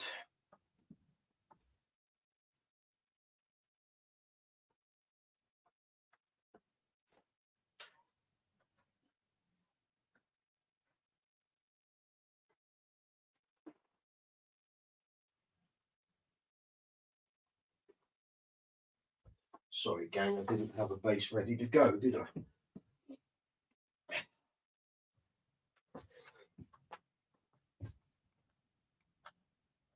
Let's put this on. Can't say it's going to be in tune, of course, but can't have everything. Right, so what I'm saying there, if you can see, let's try. If I stand back, hopefully you'll be able to hear it. I'll tilt the mic that way. Yeah, it's staying. Right, so say a part required you to go G, A, B, C, D, but it was sounding too thin, I would play it on the A string. So I go G, A, B, C, D, because you're going to get more rounded bass tone by playing it on a fatter, thicker string than playing it on a thinner, twangier string. And generally the G and the D are going to be thinner, more percussive sounding than the E and the A. So what I'm trying to say is, you know, if I was playing something and it was but I wanted that to be a fatter sound, the notes there are G, F sharp, and E. G, F sharp, E, F sharp, E. But I was playing it with my fingers, which isn't very loud. If I play it on the A string, or I could play it on the D string, because again, the G string is fatter and more rounded than the G string. Make sense? Does that? Yeah. Someone tell When you me if see, I'm. Yeah, it's the way I look at it is it's natural physics. You know, the fatter, bigger strings have more bass end and roundedness than the D and the G string. So if the note requires more projection, you're going to get that with more bass frequency than you are with treble frequency. That's the way I see it. oh, okay. So if I'm playing with a band that I wouldn't normally play with, and I'm working my parts out as I'm playing with them in terms of getting fingerings correct and what have you, I can remember doing this for a band where I was depping, and the recording had quite a fat bass tone, but normally I would play that song, that line I would play in a different position. And when I heard the recording, I was like, wow, there's a lot more bass end than what I would normally have for that. But maybe that's what that band does, because for that particular song, I can't remember what it was. In my band, I think we had a backing track and there was keys and synth on it. Well, this band didn't have keys or synth, and they didn't have them in the band either. So basically the bass player was conveying all of the bottom end to keep that song moving. So I thought, well, the only way we're going to do that is to just play it on the E and the A strings rather than the two higher ones. And lo and behold, that was what sounded right. It just sounded correct for what was required. We've got some messages here. Gareth Harrison, practice with no amp often works best for me as there's nothing to hide the mistakes. Correct. I agree with that. And actually, any bass review I ever do, I always review the bass first, not through an amp. I play it acoustically, and often that will give away what the character of that instrument is. And that's what I've always done, actually. Manfred Oliveris, do you have a method to get my strap length? Yes. And I'll dive. Well, it's a simple one. And anyone who follows Billy Sheehan will have seen this a million times. So basically, I'm not a bass down at my ankles kind of guy. When I did a Green Day tribute many years ago, it was at waist height, but it wasn't as low as Mike. I don't play bass round by my kneecaps, you know. So the way I've always gone for it, anyone who's seen Billy Sheehan's Bass Secrets video will know this.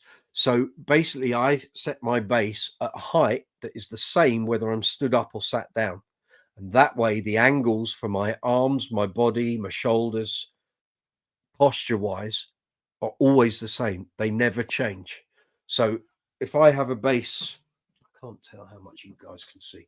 So it's kind of sat against my stomach. It's not Mark King, the bass player out of Imagination, sort of under my chin, but at the same time I don't have it low. I kind of have it in between, so it's sort of over my midriff, really, and that's comfy, works for me. Some gigs on certain basses I might raise it up just a little. On another gig with a different bass I might lower it a little, but generally centrally, so that if I sit down or stand up, everything is the same. And that's kind of how I set my Strat. Simple as that. S7. Don't know if you've been here on the live chat before, but you're very welcome. Good to see you. Jazz bass tone on 4. Oh, jazz bass tone on 4. Bassman 50 between 4 and 8. Volume for RG for Roger Glover. Deep. There you go. That's the joy of this channel. If I don't know the answer, someone else does. Well done, sir. Awesome. Thank you. Preach it, brothers. Crossover past 7th fret. Basses come alive in the 9th position. Quite right.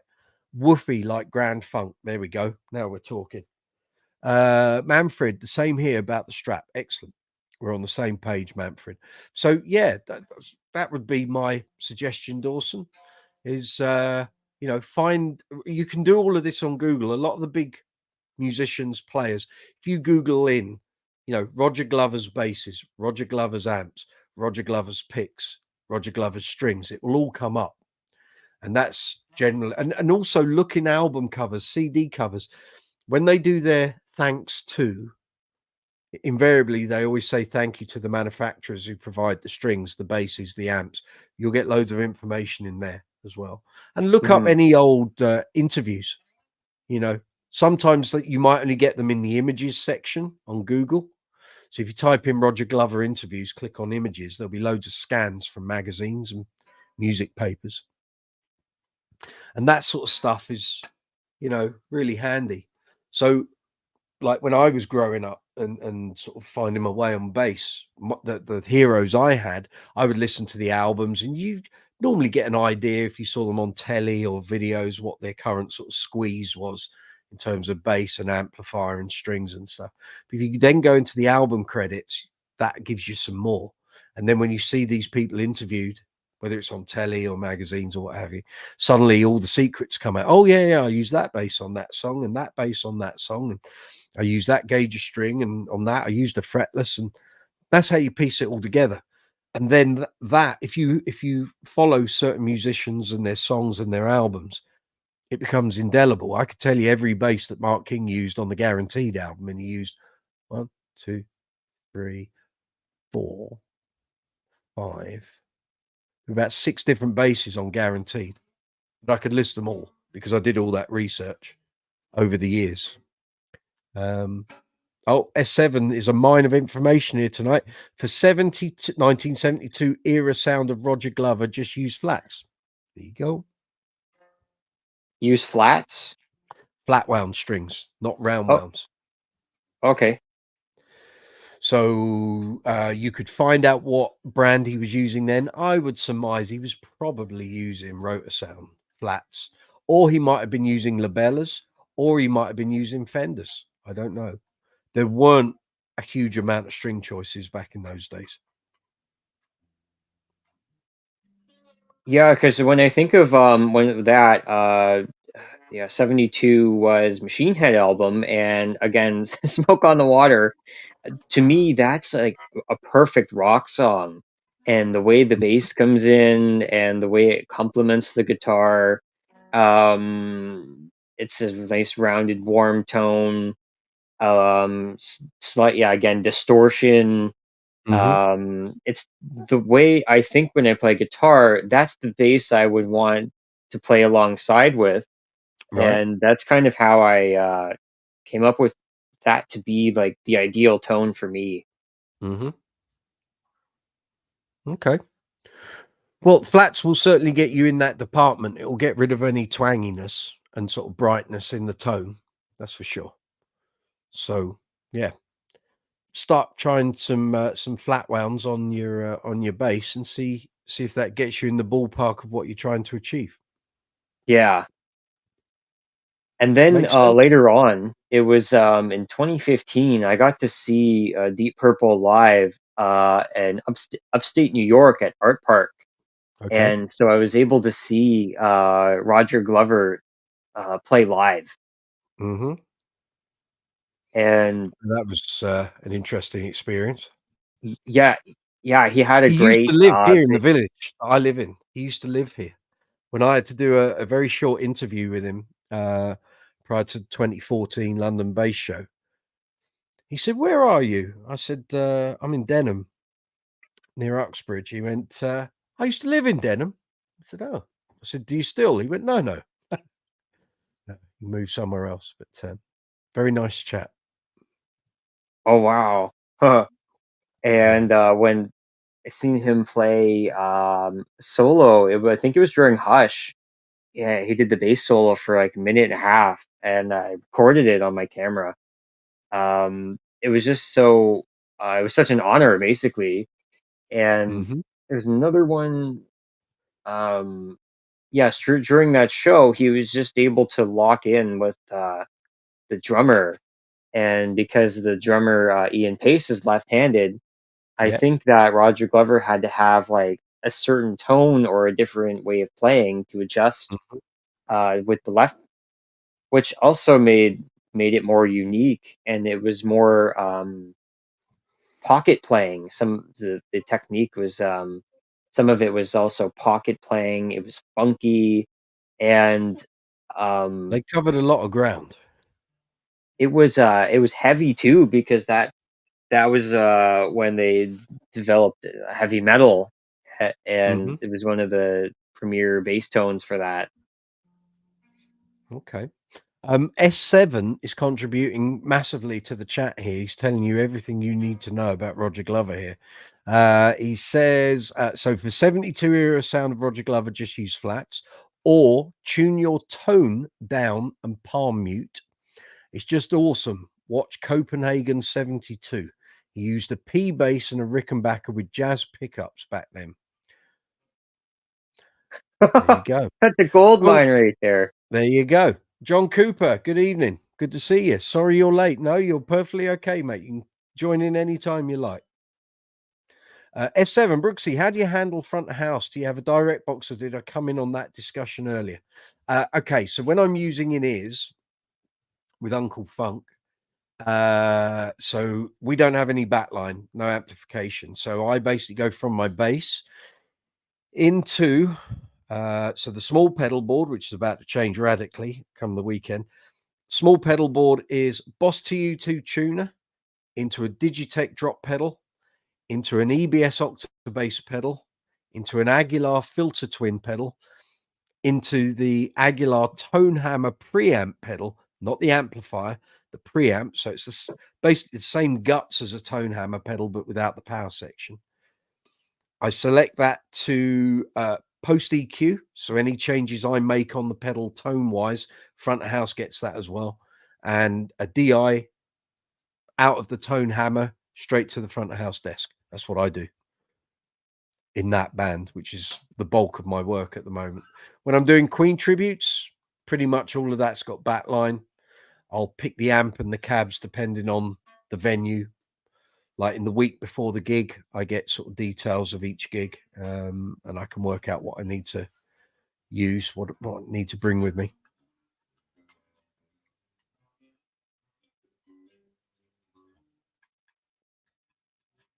And then later on, I seen Roger Glover again. I think it was 2018. Right. They were the headline band for Judas Priest, Okay. and this was in Hamilton, Canada. So this one they came up with their newer album, and his tone was it evolved. So this one was more atmospheric. It was more kind of open notes, Okay. and it had more of a slightly brighter tone to it to match Okay. match that. So it's Okay. interesting seeing how a bass player's tone can evolve even from Oh one yeah. tour to another.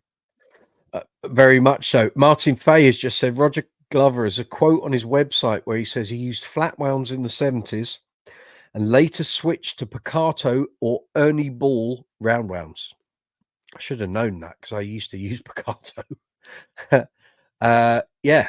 So there you go. Manfred Oliveras, what is your opinion about the Tech 21 bass driver V2? Haven't used one.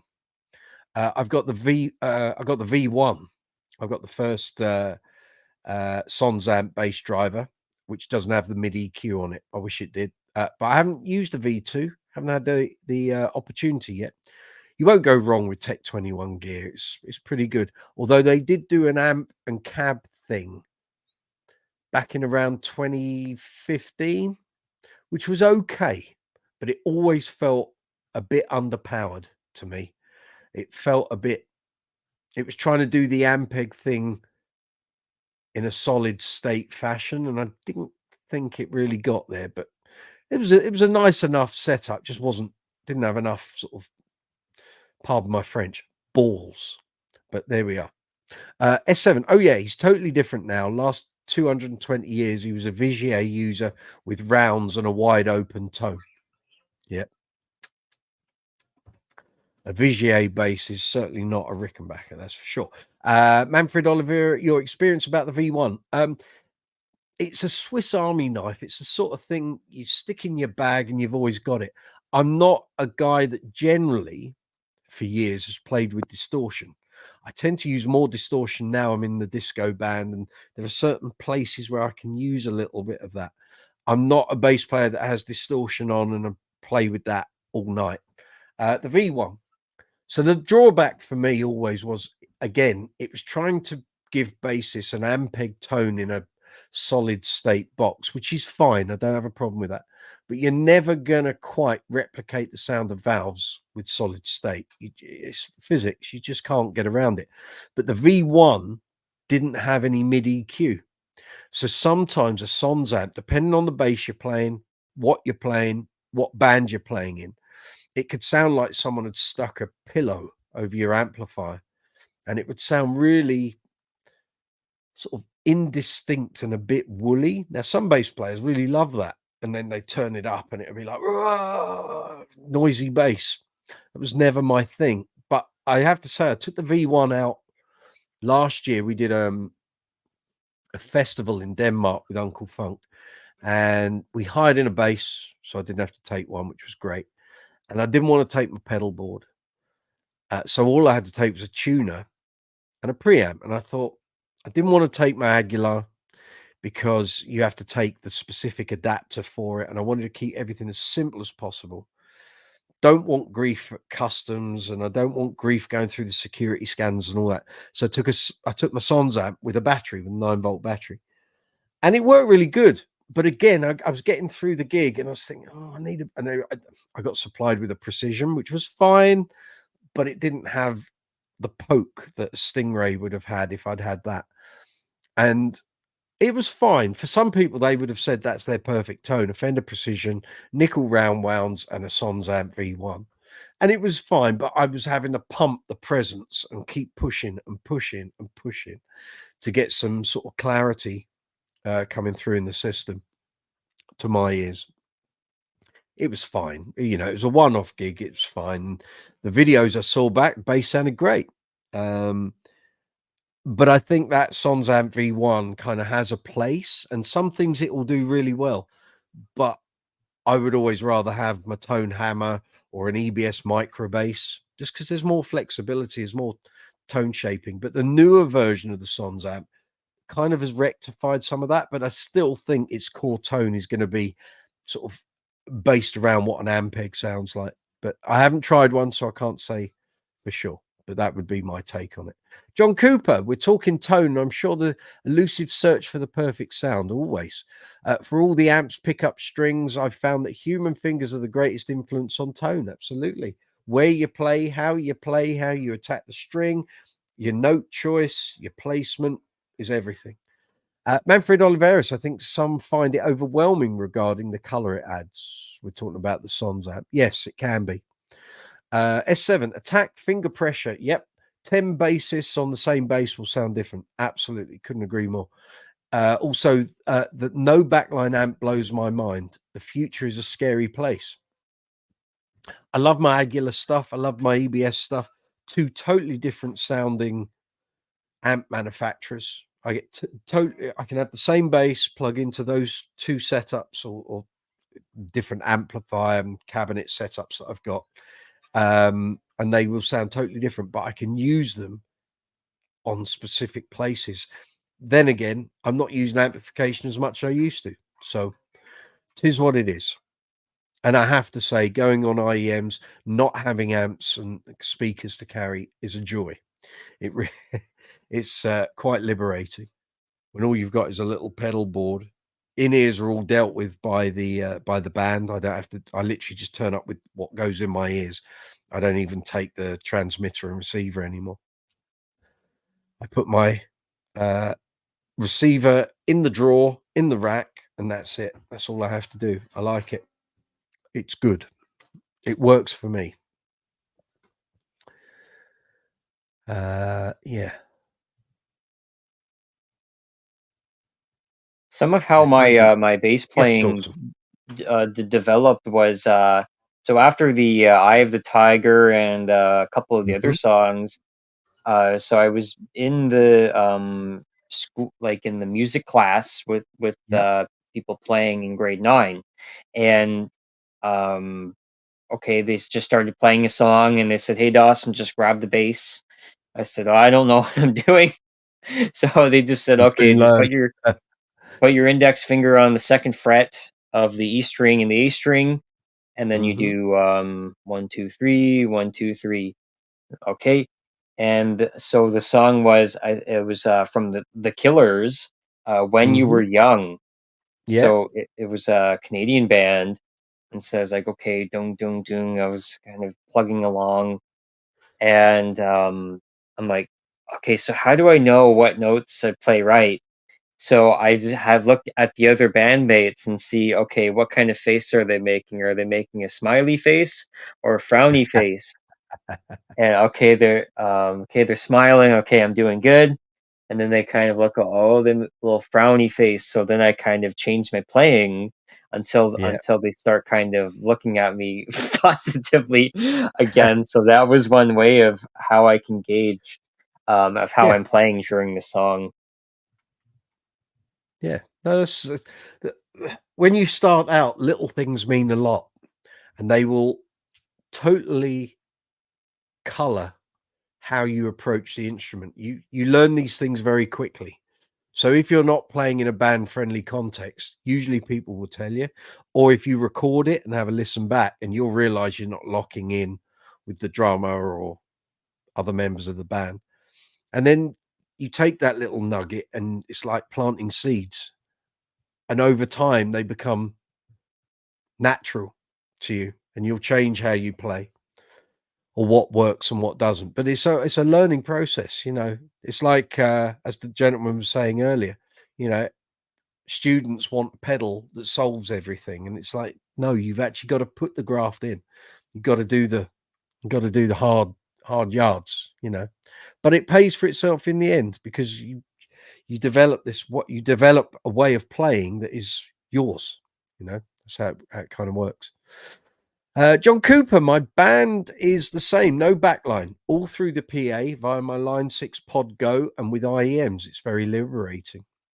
It is. It is. I wish I'd done more of it like this for years, but the problem was the gear was so expensive, and it wasn't an option really for a lot of gigging bands. It was just way too costly. But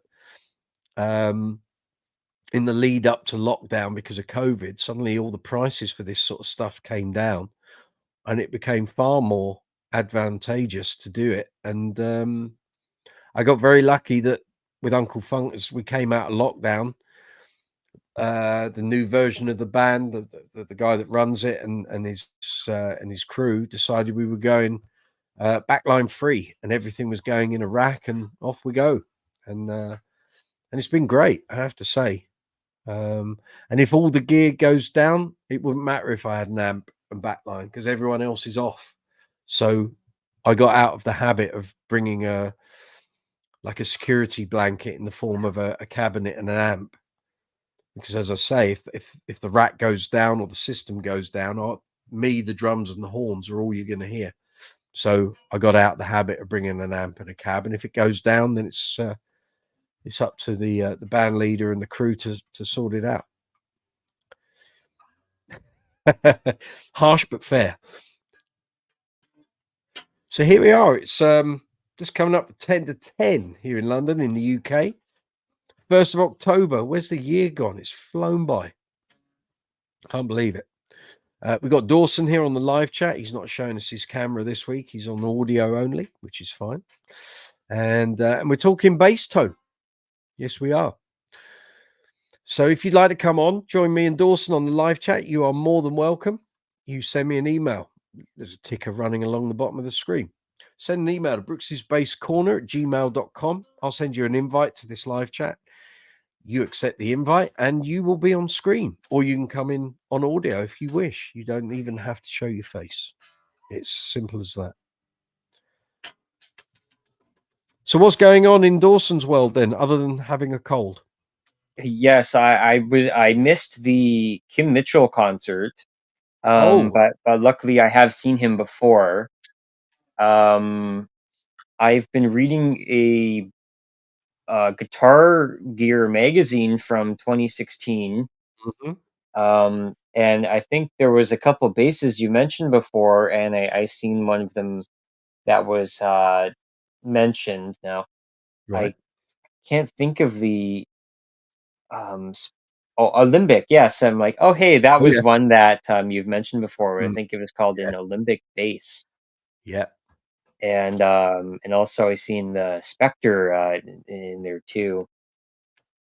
Mm-hmm. I can't think of exactly which one which specific bass it was, but I'm just getting my vocabulary Sure. more, and seeing more than just maybe Fender and Gibson. There's all these Yeah. different brands, so it's Oh, good to very be much so.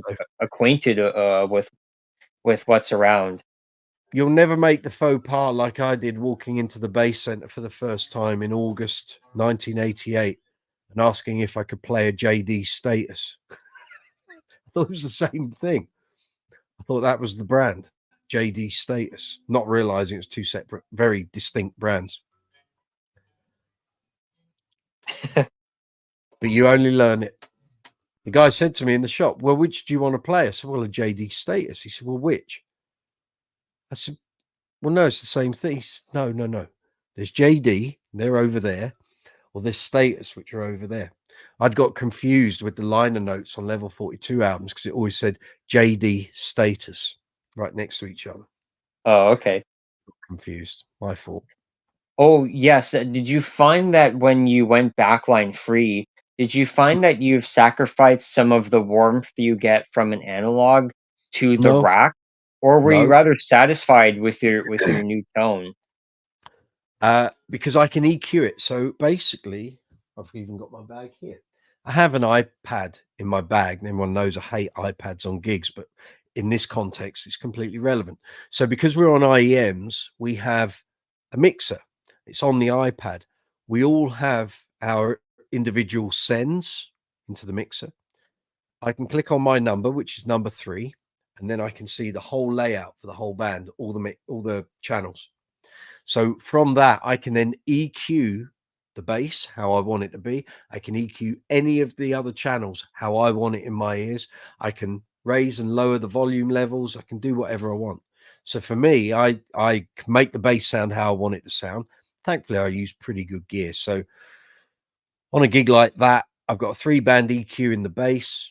I've got EQ on the tone hammer pedal if I need it. Again, I generally try to keep it fairly flat, only that if I'm going post EQ, then I've got an EQ change. If I hit the selector switch, it brings in a different EQ. So on that, I've got a bit of a treble boost, a bit of a low mid boost as well if I need it. But I make the bass sound how I want it to sound, and I'm very happy with that. And then anything, once we're up and playing, anything that doesn't sound right, or the keys are too loud, or I can't hear the horns, or the vocals aren't loud enough, the cue track's not loud enough, I can increase and decrease as I want. So no, in a world where the IEM mix was controlled by someone else and I had no control over it, then yeah, I might say, oh, the bass is a bit weak or not as warm as I want, but I've never found it. It's always like listening to a CD, I have to say. And you do begin to question, what the hell have we been doing with Backline for all these years? We didn't need it, but the problem was the technology cost. Now it doesn't quite cost as much. So that's why a lot of bands are going this way. And also it gives you a silent stage predominantly, apart from drums and horns and vocal, obviously. And Yeah, it's great how technology works. silent stage causes so few grief, so few issues for the sound man, you know. And it works great, I have to say. You know, this is well, by the end of this year, we'll have done it since 2021. So yeah, it works great, really. It's a bit scary to begin with. And that's why I kept bringing an amp and a cabinet. It was like, I just want to make sure that if it all goes down, I've still got, but it soon became very apparent. If the system goes down, we're all off anyway. So, you know, the guitarist hasn't got any backline, keys hasn't got any backline. If it all goes down, we're walking off the stage. It's simple as that. And once you get to that point, it's like, well, I don't need to keep bringing an amp and a cab, do I? Because it's not going to get used. So,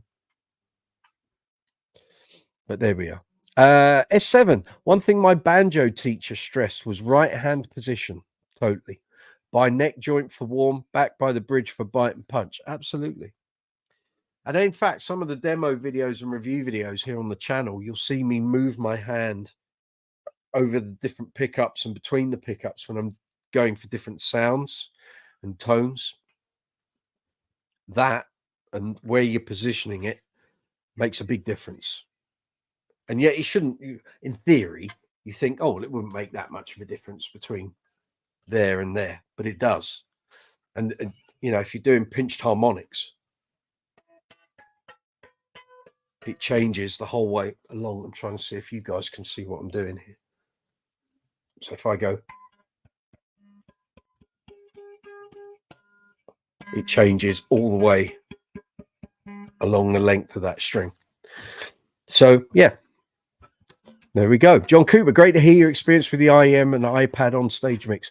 Mine is exactly the same. We use a Soundcraft UI 24, amazing bit of kit. I don't know what we've got, to be honest. I don't really, in my younger days, I would have taken paid great attention to the gear and everything, but because I'm not responsible for it, I'm not the one that's maintaining it, I'm not responsible for providing the sound. I literally, in Uncle Funk, I turn up, I play, and I go, and that's it. So I don't tend to get sort of tied up in knots over it. John, my only issue is while the sound is CD quality, to me, the bass tone out front is kind of down to the sound guy. That's what you're always going to have. You're always going to have that. And sometimes I've heard videos of us playing and thought the bass is a bit quiet. I can only nag the sound man so much, you know. Again, I turn up, I play, I go. I can't worry. I can't sit there worrying whether he's getting, you know, 10 dB of 40 hertz. I used to. It's not my band to worry about. My concentration and attention is on doing as good a job as I possibly can for the gaffer. That's fine, you know. For years, I did take sort of not responsibility. That's not what I mean. I spend a lot of time concentrating on making sure all of this stuff was dealt with and attended to and persevered with. And I've learned over time, you can send yourself nuts doing that. So there's no point. And if there are other people, you know, for years, we never had a sound man in my old covers band. It was the 3 or 4 of us and we got on with it. And in this band, there's someone being paid to be the sound man. Well, that's it. Get paid, do the job. Not for me to worry about. I got enough to worry about, making sure I'm playing the bass properly and doing my backing vocals. So would you ever like get someone to play the bass, and then you go into the crowd, and then you kind of hear maybe the front of house No, mix, and then you go no, back to the stage, and then no, because they're not going to play go it back how to I. the bass? They're not going to play how I attack the strings. No, I wouldn't. If I was playing in like a very big name band, and you know, pardon my language, shit's on the line, then yeah, I'd probably do that. But in this band, you know, very often with Uncle Funk, the turnover on festivals between one band and us, like us going on after another band, the turnaround could sometimes only be like 15 minutes. There isn't the Mm. time. There just isn't the time. If it's our own event in theatres, like with the new theatre show, then yes, I might start doing a bit of that. But again, invariably with Uncle Funk, there's 9 of us and a sound man. We literally go up to the very last second that we're allowed to be on that stage to sound check. And a lot of this stuff you just don't have the time for. In an ideal world, you do, but I've noticed as time has gone on, I can get there 4 hours before end of sound check, and I'm still not going to get those things done. So in the end, you just think, well, I'm not being paid to do the sound man's job. That's what he's there for. So I'll trust his ears. And actually, the sound guys we have with Uncle Funk are pretty damn good. You know, one of them is a bass player, and he knows what I want in my bass sound, and it's up to him to convey it. But again, without any amplification, he's just going off a preamp pedal.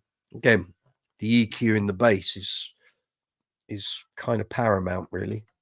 But you know, I'm using good basses with good circuitry, so it's all good. Where are we here? S7, informative and real world experience can't be beat. Thank you very much. Board tapes sound good to you. Then there is the pudding proof. Yeah, I've seen. Actually, we used to do quite a lot recording of the gigs when we first came out of lockdown, and I occasionally will set up my my phone on a little tripod and I'll record what we're doing. Although it made more sense when I had the backline running as well, but since I've sort of ditched that, really the camera has to be off stage to get the out front sound, not what's on stage, because you won't hear anything. John Cooper, with our system, we can record a song during the sound check, then go out front and play it back as live and use it to tweak the audio settings, EQ levels. Really impressive. A brave new world. It is. It's crazy, but like I say, I can increase the amount of time that I turn up at a gig before the end of our sound check, and still we will use every minute up. It's crazy. I'm sure we could get there 6 hours before we needed to, and we'd still run out of time on the sound check. It just, and this is the thing: you give people more and more time to do stuff, they will eat it up. And 7 seems anti-theatrical theatrical to not be making a blended sound in the air with speakers and drums. But hey, 2024, isn't that the truth? Bill Clements on bass. Good to see you, Bill. Thank you very much for sending me that video clip of you and your Lakeland last week. Very impressive, as always. So if you want to join me and the lovely Dawson here on the video chat, you can. Just need to email me. The address is on the ticker running at the bottom of the screen, brooksysbasscorner@gmail.com. Send me an email. I'll send you an invite. You can come and join in. You're all welcome. We can have up to 8 people on screen at any one time.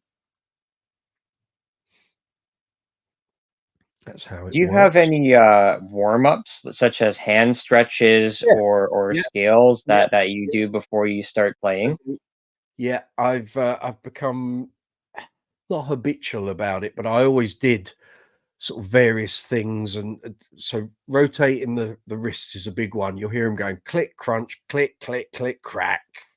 So I do a lot of that. I got tennis elbow in 2012. A couple of things I did that probably contributed to it, like throwing gear in and out of a vehicle and being a bit angry at the time about a few things.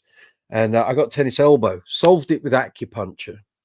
And then 6 years later, got something similar in my wrist. And I think it was due to an impact in the car when I slammed the brakes on when some traffic lights changed.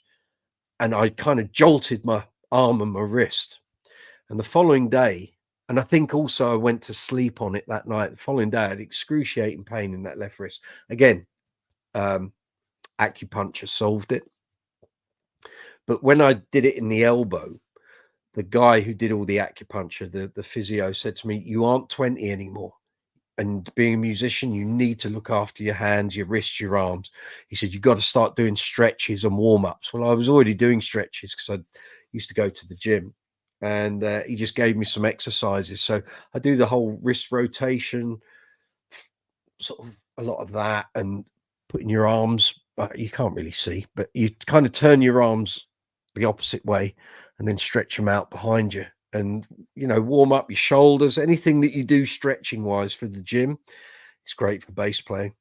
I used to get a few aches and pains around the neck and shoulder. And once I started going to the gym, early 2000s, and you're doing all the stretching, it's good. It's all good stuff. And then, you know, as we get close to stage time, I'll do a lot of this sort of thing. And sometimes I've got in my bag, I've got like a sponge ball. So I'll do a lot of that. Sort of exercising the fingers and the hand. I had one of those fast fret things, you know, where you pressed it down on a spring. Still got it, but never take it on gigs. It's just, it gets forgotten about. Whereas this, I've always got it in the bag. So as we get like 20 minutes before we go on stage, I'll be doing all sorts of hand things. Best thing is to get a bass on and just start playing nonsense. You know, do the old one finger per fret on each string. Just get warmed up. Doesn't need to be high pressure or speed. It's not about speed. It's about, you know, fretting notes, getting from one note to the next. So just play scales. Or run through the songs you're going to be playing. Nothing wrong with that. S7 was lurking on Xbone. And when you said I don't use a fret wrapper during the chat. Oh, okay. I don't use fret wraps. Never have. Entwistle didn't have a fret wrap. Oh, no, quite. There's a lot of things.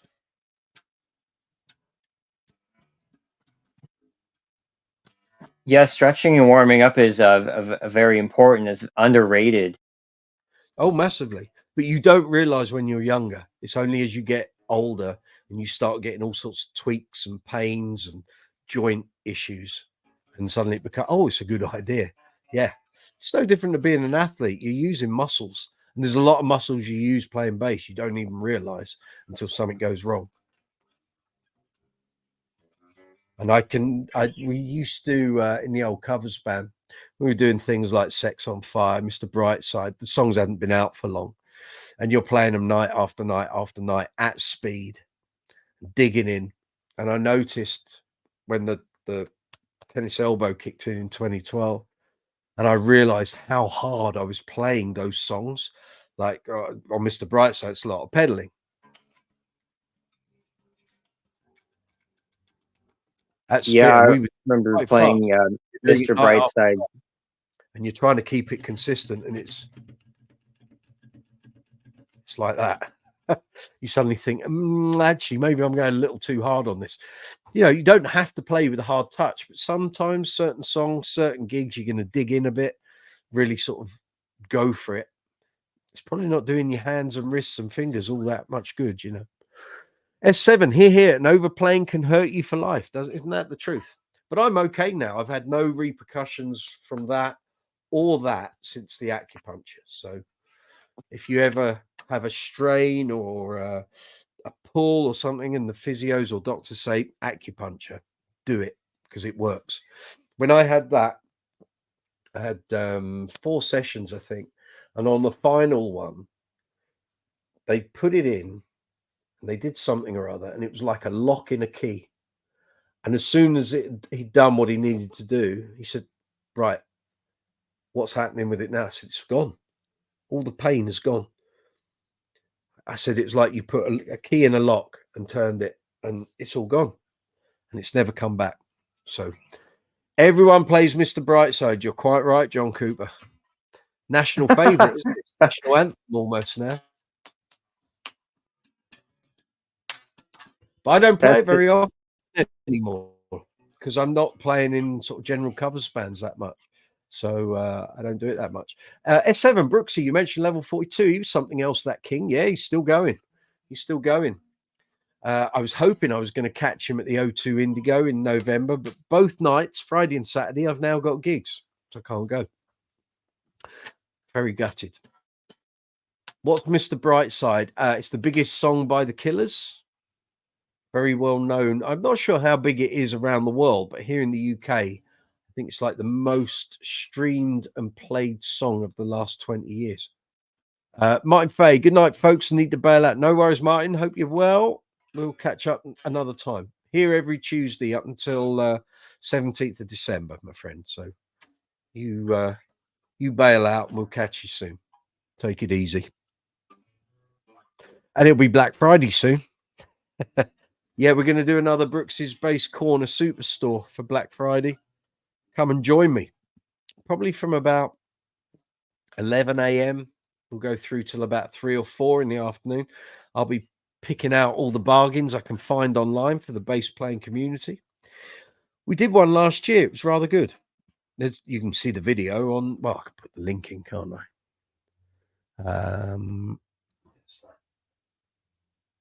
That's it. I'll put this up for you. So if you missed it, it was a real treat. It went rather well. We saved some people some money. Here you go. So if you haven't seen it, where have you been? So that was Black Friday last year. And I think we'll do another one this year. Be good fun. John Cooper, I've been learning some Joe Dart Wolfpack bass lines. Very nice. Playing them on your status series 2, I hope. Wow, those are exercises in finger stamina. Yeah, they are. Be careful. Don't pull muscles and tendons. You will pay for it. Take it slowly, build them up slowly, and increase the speed over time. Don't try and go full blast. That's when you get muscle strains in the forearm, wrist, tendonitis in your fingers. You don't want it. You're in for the marathon, not the 100-meter sprint. Okay.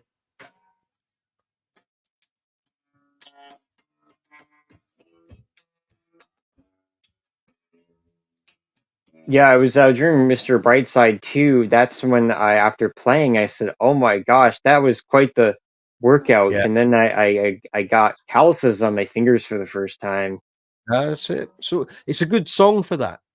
But when you play them in covers bands, people tend to speed up and it becomes a faster thing. It's repetition. You don't want repetitive strain injury. And actually, I think the guy originally played it with a pick on a jazz. But so there's a lot of downstrokes going on.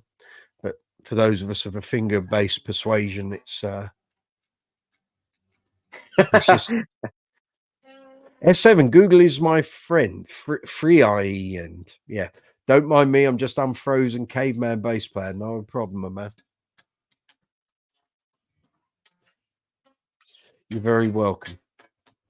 So it's 11 minutes past 10 here in London. Welcome to live chat 82 here on Brooksy's Bass Corner. Very welcome. I'm talking to Dawson from Canada. We're having a blast. I'll just check the emails, see if anyone else is trying to join us here on the live chat. No one at the moment. Fair enough. Stacey Ann, Joe Dart. Exactly.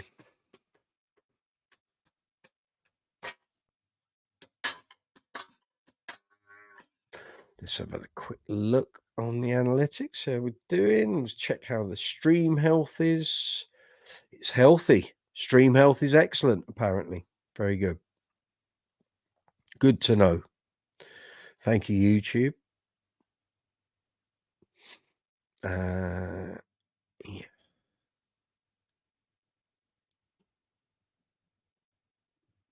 Oh, and anyone interested in the football? Arsenal have beaten PSG.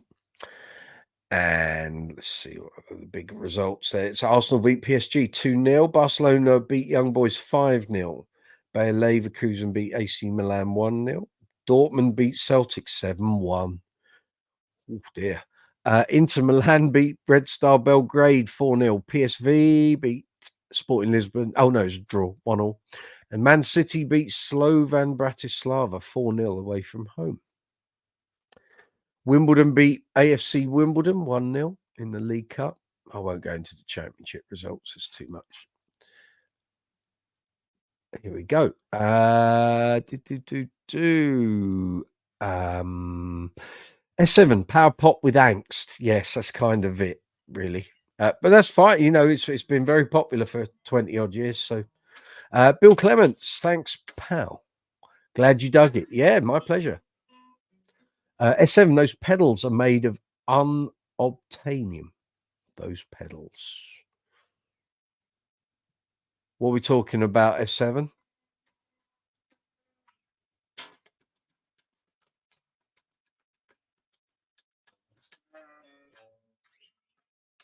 During Mr. Brightside, I was playing accents because I felt my hands were getting sore after a while, and the band was looking at me like, oh, okay, so I should be playing the full four measure instead of the maybe I tried taking a shortcut or something, but I'm like, it still sounds pretty good. Yeah, But you got to keep the bottom end going on that one. As for that particular song, they wanted me to as per their looks to play the four measures. So it's a I big continued thick, soldiering on throughout the rest of the song. Yeah, it's a good one to build your calluses to because it's repetitive. Those pedals are made of unobtainium, the ones that solve all the problems. That's the truth. That is the truth. John Cooper, back to tone and my lovely status. I found the mid-boost cut switch a revelation. Very good. I told you it might be. I set the pot to high mids. Pot to high mids. Right, got you. And boosting or cutting that frequency at the flick of a switch gives great versatility. Absolutely. I said, certainly with the empathy. When I was in my old covers band, I always had my mids boosted, and then I would sweep the control during setup and sound check. Since I left that band, I don't have the mids on that bass boosted. It was what I found was in that band, I had to cover a certain frequency range because we were a 3-piece. We had been a 4, we then went to a 3. And I was covering a different set of frequencies, which is why that bass really fitted in well, because for the low mids, it was fantastic. And again, the tonal battering ram. I found my voice using that bass in that band. And I kind of judge every other bass that I use on gigs against it. So again, that's why it got used for the bass string experiment series, because it's so consistent. It's a beaut. S7 selective mid-range. It's like a solo switch on a GK. Yeah, kind of. With the empathy mids, the original design of that circuit in the early 90s was a certain mid-range, how it was conceived on the circuit board. But by the sort of second half of the 90s, Rob Green decided to revoice it because of the kind of Britpop had come and gone, but all the bands were starting to use Fenders, Gibsons, Rickenbackers, and somehow he had to try and move the status basses along from being sort of twangy bass exotica to having more body and fatness to keep the players at the time interested and wanting to use them. So he changed the mid voicing, and mine is a 98, so it's got that change. And for first 4 or 5 years I couldn't get on with it. It just didn't work for me. And then a change in string gauge and winding, a reset up, changing the pickup height, action, intonation. It became the bass of choice for about 11, 12 years. And I did virtually all the gigs I did with that band and the band that came after it. So yeah. Very impressive. That's why I bought a second one, so that if anything ever happens to that, I've got virtually a direct copy of it. Although I say that, I've put heavier gauge strings on the other one. But that's all cool. It's all cool. Right, I think we're up to date on the messages there. That's good. So I better say thank you to the new subscribers. We've had a bit of a subscriber surge over the past week again, which is great. Thank you very much. Very much appreciated. If you're a new subscriber, thank you for joining in, coming on board. You're very welcome. Good to see you. Thank you to all of you with your likes, your shares, your comments, all the social media interaction, the interaction on the videos, all very much appreciated. It's all good. Everything, again, it's like weeks on end. Everything's in green going upwards. So, I'll keep putting more content out and hopefully try and get something up. I wanted to get something up today, actually, but the way today has panned out hasn't been the greatest. So, aside from the live chat, of course. So I will try and get a video up tomorrow with a bit of luck. John Cooper, what gauge strings do you use? Depends on the bass, John. Depends on the bass. So as I was saying earlier, obviously you missed this bit because you came in sort of mid-chat. For my Fenders, Music Man Stingrays, Betsy, of course, 4-in-a-row tuner, I generally use 4505s. On my status, I use 4000s. On my matrix bass that I've got over here, I've actually got 3595s on. But other than that, that's generally the gauges I stick to. The Dingwall obviously has got different stuff on it because of the multi-scale setup. But and my 5 strings, again, depends on the model, but it'll either be a 125 low B or a 130, depending on what they've got on. So I think the Rumor 5 has got actually has got a hybrid set on it. So it's 45, 65, 80, 100, 125. The Stingray 5 has got 45, 105s. 45, 130. The Lakeland, I think, is the same, 45, 130, but with a 100 instead of a 105 E string. And that's it. Yeah. And the Dingwall's a different gauge in itself. So yeah, depends what the bass is, depends what I'm doing with that bass, John. I have been known to take a bass straight out the rack for a project and string it up with what I think it needs for the gig it's being used on. Manfred, same here, 45 to 105 to Dario Nichols. There you go. S7, is that matrix for the Pippity Pow? It's the tickety tackety ticket. Yeah, because it's one of Mark King. Well, probably in my mind, one of Mark King's best bass tones. and also all the other statuses I've got 3090s on. Sorry, what am I talking about? Rubbish. 4000s on my other state eye. So I wanted one that had something a little lighter, but it's not 3090s. It's just too thin to do anything with. Nice in front of your bedroom mirror, but not much good on a gig, frankly. But yeah. Did you do Manfred Oliveris? Unless it's a 5-string with a 130, of course.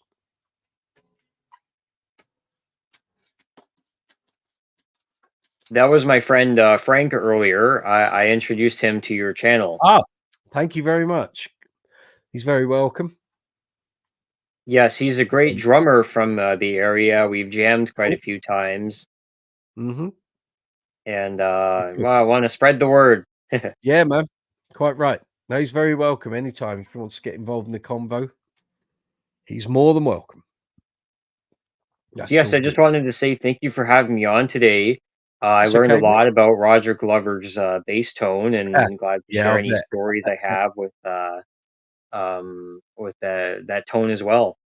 Yeah, cool. Cool. Well, anything that points you in the right direction for what you're trying to achieve, it's all good. Yes, and as well, I learned about different warm-ups Yeah. and different tones with analog and digital. So yeah, I'm gonna go back and look at the recording and apply some of the lessons. No worries, my man. No problem at Actually, all. I had one more question. Yeah.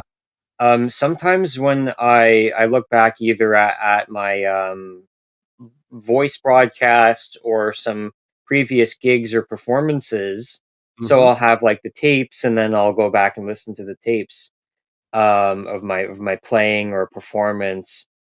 Sometimes there's a lot of emotions that come up.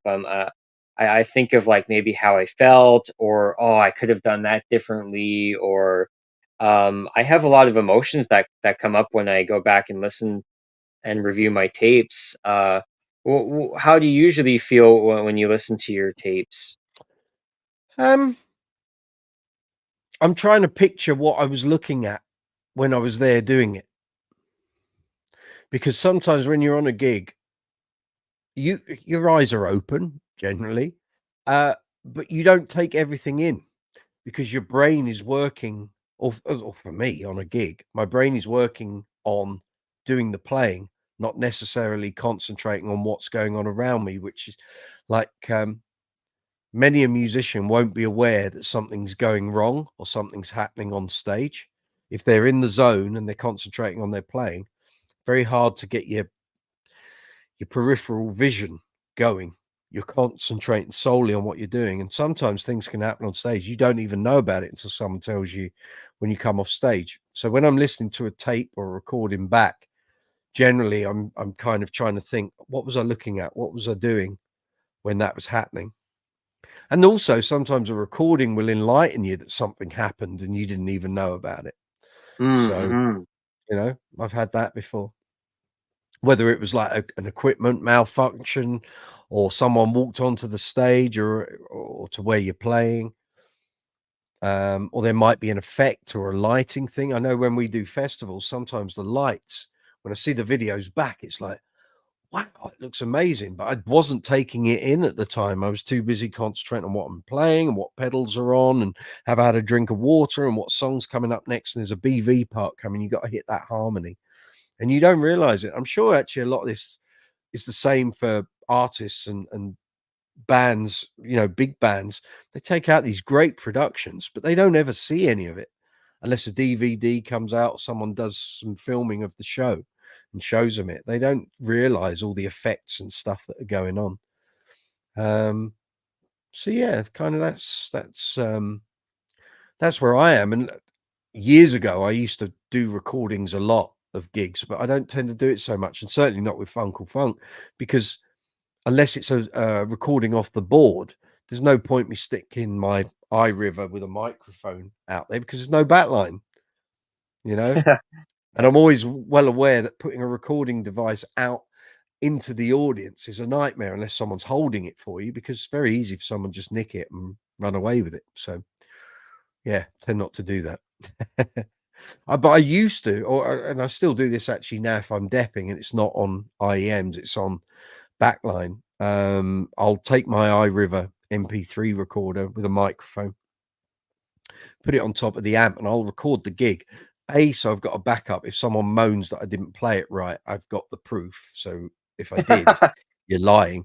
But also, it gives me a record of how that band plays if they didn't give me a live recording beforehand. And if I do make any muck-ups, I know what I need to remedy for the next time. So that's kind of what I do with that. Yeah, so the positive thing would be to improvement when you kind of go fix the mistake, and then you go and then you improve it for the next one. That's it. Exactly that. A couple of messages there. S7, love me some medium light and light gauge now and then. That's all cool. Yeah. Manfred, using now 2x12 cabs. So do I. Instead of 410s. Yes, so do I. Lighter, easier to carry with almost the same amount of punch as a 410. What is your take? Exactly that. I've been using 212 since 2009. And I was predominantly a 4x10 guy before that. The thing with the 212s is if it's got a tweeter in there, which most of them have, as you say, you maintain the clarity and punch of the 410s, but you get that lovely rounded element that you don't get on a 10-inch cone or a 410, which just gives you a little bit more bass projection, a bit more power. Sometimes found on a 410, they can sound lovely, but sometimes the top end maybe can be a little brittle. With a 212, you don't. You get that sort of rounded plumminess, but with all the clarity and the punch. Lovely. S7, he's a legend, a core of improv metal bass. Are we talking about Roger Glover again? I guess we are. Yeah. So there we go. Dawson. Yep. So yes, during the week, I'm going to go back and review some of my my playing and my broadcasts and Cool. just evaluate it and go from there. Good stuff. That's all you can do. That's it. That's how you progress. Keep the good bits and get rid of the rubbish. That's how you develop it. Yeah, and you know that will also reinforce what bad habits you've got in your playing. You'll soon realize I need to get rid of that and stop doing that, but I need to do a bit more of that, and it'll work. Yeah. Okay. Thank you, and have a great rest of your week. Thank you, my man. You take care. We'll see you soon. Okay. Bye. Okay. Hope you get better. Take it easy. Bye-bye. There we go. That was Dawson, all the way from Canada. Ooh la la. Manfred Oliveris, what about the 1x15? I've never been a fan of 1x15s, Manfred. I always found them a bit too slow to respond. My first two combos that I had 15s in, and as much as they were loud and ballsy, I just didn't like the tonal delivery. And if you've got an amp or a cab or a combo that's all you've got is a 115, no tweeter, no 10s or small diameter speakers, a 1x15 on its own is going to be a bit limiting. It's fine for sort of bog standard meat and potatoes bass playing, but you're going to get no transient, you're going to get no punch or clarity. So if you get a 15 with a tweeter, that's an improvement. Or having an extra like a 210 cab on top, that can sort of remedy the situation. But I don't have any 15s. Haven't had any 15 since I sold my last bass combo. So I'm purely a 4x10, a 2x10, and 212s kind of guy. That's what works for me. Okay, it's 10:30 here in London. Live chat 82 here on Brooksy's Bass Corner. Let me see how we're doing here. Oh, we've got 14 people on at the moment. Very good. Okay.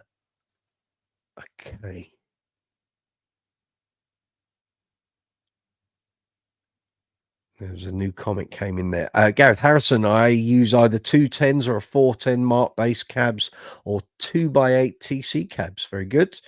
Manfred, 212s all the way. My amp of choice at the moment is Aguilar SL 212s, so super light ones, neodymiums. Before that, I had EBS 2x12 Neo, and I also bought an extra 210 Neo. And before that, I had the 210 and 410 Pro lines, which are real backbusters.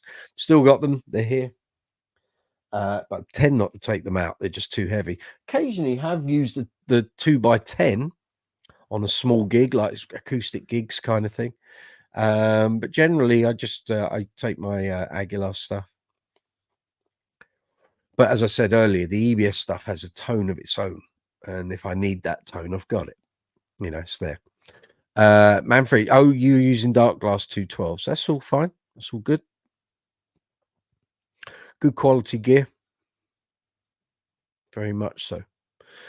So yeah, thank you to all the new subscribers. Thank you to all of you fine people for all the likes, the shares, all of that, all the thumbs ups on the videos, the comments. It all adds up. It's doing quite nicely at the moment. So thank you very much. As I said, hopefully some new content up tomorrow. I'm going to make a very diligent attempt to get some content up tomorrow. Then there probably won't be very much Thursday, Friday, Saturday, Sunday, because it's going to be full on. But then once we get the weekend out of the way, start of next week, then I'm really on 1 gig a week. In fact, no, I have got a gig next week, Friday. Haven't got one Saturday, because we're kind of down to 1, occasionally 2 a week now that we're out of summer. So it's not quite as frantic as it has been over the summer months. Gareth Harrison, as I mentioned last week, before the Mark bass, I used 4x10 and 1x15 Hart keycabs. That used to be quite a setup for a lot of players. Was a 115 and a 410. John Cooper, I only really use this for my jazz gigs, double bass and electric upright, but my Phil Jones briefcase has 2 5s and sounds awesome. Super rich, defined and full. Phil Jones gear is seriously good quality. Manfred, GK 2x12 also. Big fan of the 212s, aren't you? That's all good. It's all good. SM, cheers, Brooksy. Thank you for the stream. Pleasure. If you're off, no worries. Take it easy. You're welcome anytime. See you next time. Here every Tuesday up until 17th of December. Always the same time. Always 8 o'clock on a Tuesday, which seems to work for quite a lot of people.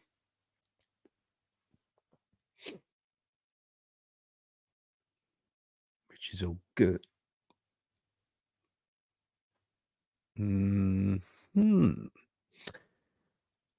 Okay. So if you've got any questions, anything you want to ask, bass guitars, bass amps, bass effects, bass accessories, strings, leads, pedals, gig bags, how to build a pedal board, going for your first audition on bass, hints and tips for gigs, or the topic of conversation tonight, essential tone hacks, improve your bass tone. How do you improve your bass tone? Are you constantly trying to improve your bass tone? Very easy to fall into a rut and think it all sounds great. And then you might hear a recording or be doing some recording work and think, it's not cutting it, is it? And you need to make some changes.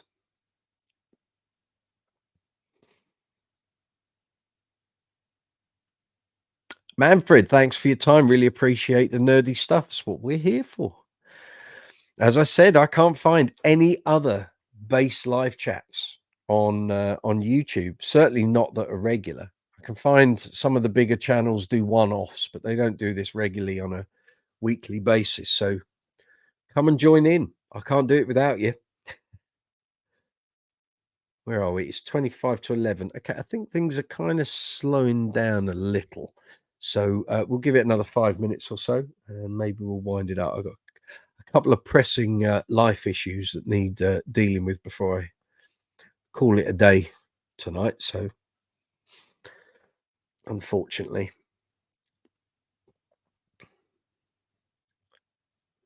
it's going to be a busy old day tomorrow. I know it's going to be a very busy day tomorrow. And unfortunately, it's meant to be raining, absolutely pouring down all day tomorrow, like it has been today. The poor dogs today didn't get out for a walk, which was a shame. So let's just have a quick look, check, see what the weather's going to do tomorrow. Oh, okay. We've got dry period in the morning and the evening. Right. Okay. That sort of gets my plan in place for the day, which is good. Yeah. Okay. Let's. So if you got any more questions, anything you want to say, let's have your messages. Manfred Oliver will hear the whole thing driving to work tomorrow. Thanks. My pleasure. Feel free to check out any of the live chats. They're all there. All in the live chat playlist, actually. Can't believe it's nearly 4 years since we did the first one. It has flown by. Truly.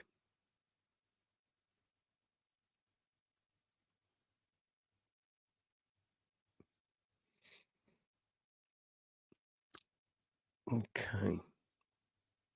Right. Comments are slowing down. So, okay, I think we'll wind this one down for this week. It's been a pleasure. Thank you for all your input, everyone. Thanks for getting involved, coming on and talking. It's been good. I've enjoyed it. John Cooper, thank you, Brooksy. We'll try to join on time next week. Anytime, mate. No problem. Much appreciated as ever. You're welcome. That's what we're here for. So I haven't decided what we'll be talking about next week. It will probably be fairly effects based, I suspect. Oh, Gareth Harrison, we're auditioning a fiddle player for my band this weekend, which should be interesting. Yeah, I did a function band a couple of years ago with a fiddle player. Actually, they had lots of fiddle players because they couldn't all do all the gigs, so it was never changing seat. Stacey Ann, fabulous live chat. Listened while I was working. Awesome source. Pleasure. Yeah, I think next week's one will be fairly effects based because I'll have done the rehearsal next Sunday for the new Uncle Funk show, and I'll have my my revised pedal board and sounds together. That's actually what I'm doing the next couple of days. So I've got to get my sounds ready for Sunday's rehearsal for the new set. So that should be worth tuning in for, if nothing else. I know what I need to show you. I found the picture that I'd saved from the pedal train board planner. I found the picture. Bear with me a moment. I can share it with you. Now, where have I put it? It's on my desktop somewhere. Here it is. I can share this with you. Trust me to forget this. So this will be a topic of conversation next week. So this is the board I'm planning for this new theatre show. So let me present that to you. And we want to go for that. So if you're still here on the live chat, have a look at this. So that is my planned board for the new show, new theatre show with Uncle Funk. It's a bit busy and it could well change. In fact, I think it probably will change. There'll be a couple of pedals that won't be on there and a couple that might. So basically, I'll be coming in here, bottom right, Boss TU2 tuner into Digitech drop pedal. Then that's going into a BBE Sonic Stomp, which might be a bit unknown to some of you. It's kind of a tone. Think of it as a tone improver. Some people say they can't hear the difference. Well, I tested this before I bought it at the gallery in Camden, start of last year, and I could hear the difference. I was using a Stingray on it, and it sounded fab. And I thought, well, I'm having that. Then that's going into a Boss bass equalizer there. Then that will go into, get this right. Then it's going into the EBS multi-comp. That may come off, but it might not. And I've also got to bring into play possibly another synth pedal. So it's going to come out the compressor into the MXR Poly Blue octave, which will then go into the MXR Vintage Bass octave, which will then go into the Source Audio C4 synth. That will then go into either an Electro Harmonics mono synth or a Boss SYB, I think it's the SYB3 pedal. That will then go into a Billy Sheehan distortion, into Source Audio Aftershock, into a Source Audio Spectrum filter, into a Source Audio Gemini chorus, then possibly into the MXR Bass Chorus Deluxe, and that was for the flanging effect, but I've now since got the Mercury Flanger by Source Audio. Then there's the Boss Dimension C pedal, which I did a straight out of the box demo review video of a few months back. And then that will go into the Aguilar tone hammer. So there's 2 or 3 pedals here that may survive or may come off, and a couple of others may go on. We'll see. But next couple of days, we'll sort that out. So I've got to link all this up, check the chain, make sure the tone's intact. It's all good. And then give it a right old spin on Sunday. So we'll see how we go. I knew I had that photo somewhere. It was saved on my hard drive. So, yeah, that's what we'll be doing. Yeah, John Cooper, blimey, exactly. It might be overkill. I may find I don't need all those, but at the moment, I think I probably will. Bill Clements on bass. Never had a tweeter. I didn't end up disconnecting, but I am high-end adverse. See, I'm not. I like a bit of high-end for clarity. You can always turn it down. Stacey Ann, very cool. Lots of goodies. Yeah. So there we go. It's just coming up to 11:15 here in London. I'm going to bid you good night. I've got a few things I've got to do before I get to bed tonight, and we've got tons going on tomorrow. So thank you everyone for getting involved tonight. It's been a pleasure. Thank you for all the likes, all the shares, all the comments on the videos, all the new subscribers. Welcome. Good to see you. We'll be back here next Tuesday, same time, same place, 8 o'clock, London town, here in the UK. Wherever you are in the world, look after yourselves. Be safe. Try and be happy if you can. It's a bit crap out there at the moment. Enjoy your bass playing. Get playing. If you don't feel happy, play some bass. Might make you happy. And I will keep you posted. New content hopefully tomorrow. Try my best. Got a lot going on. Got so much going on. But on that note, take care of yourselves. Have a great week. I'll see you next Tuesday. Take it easy.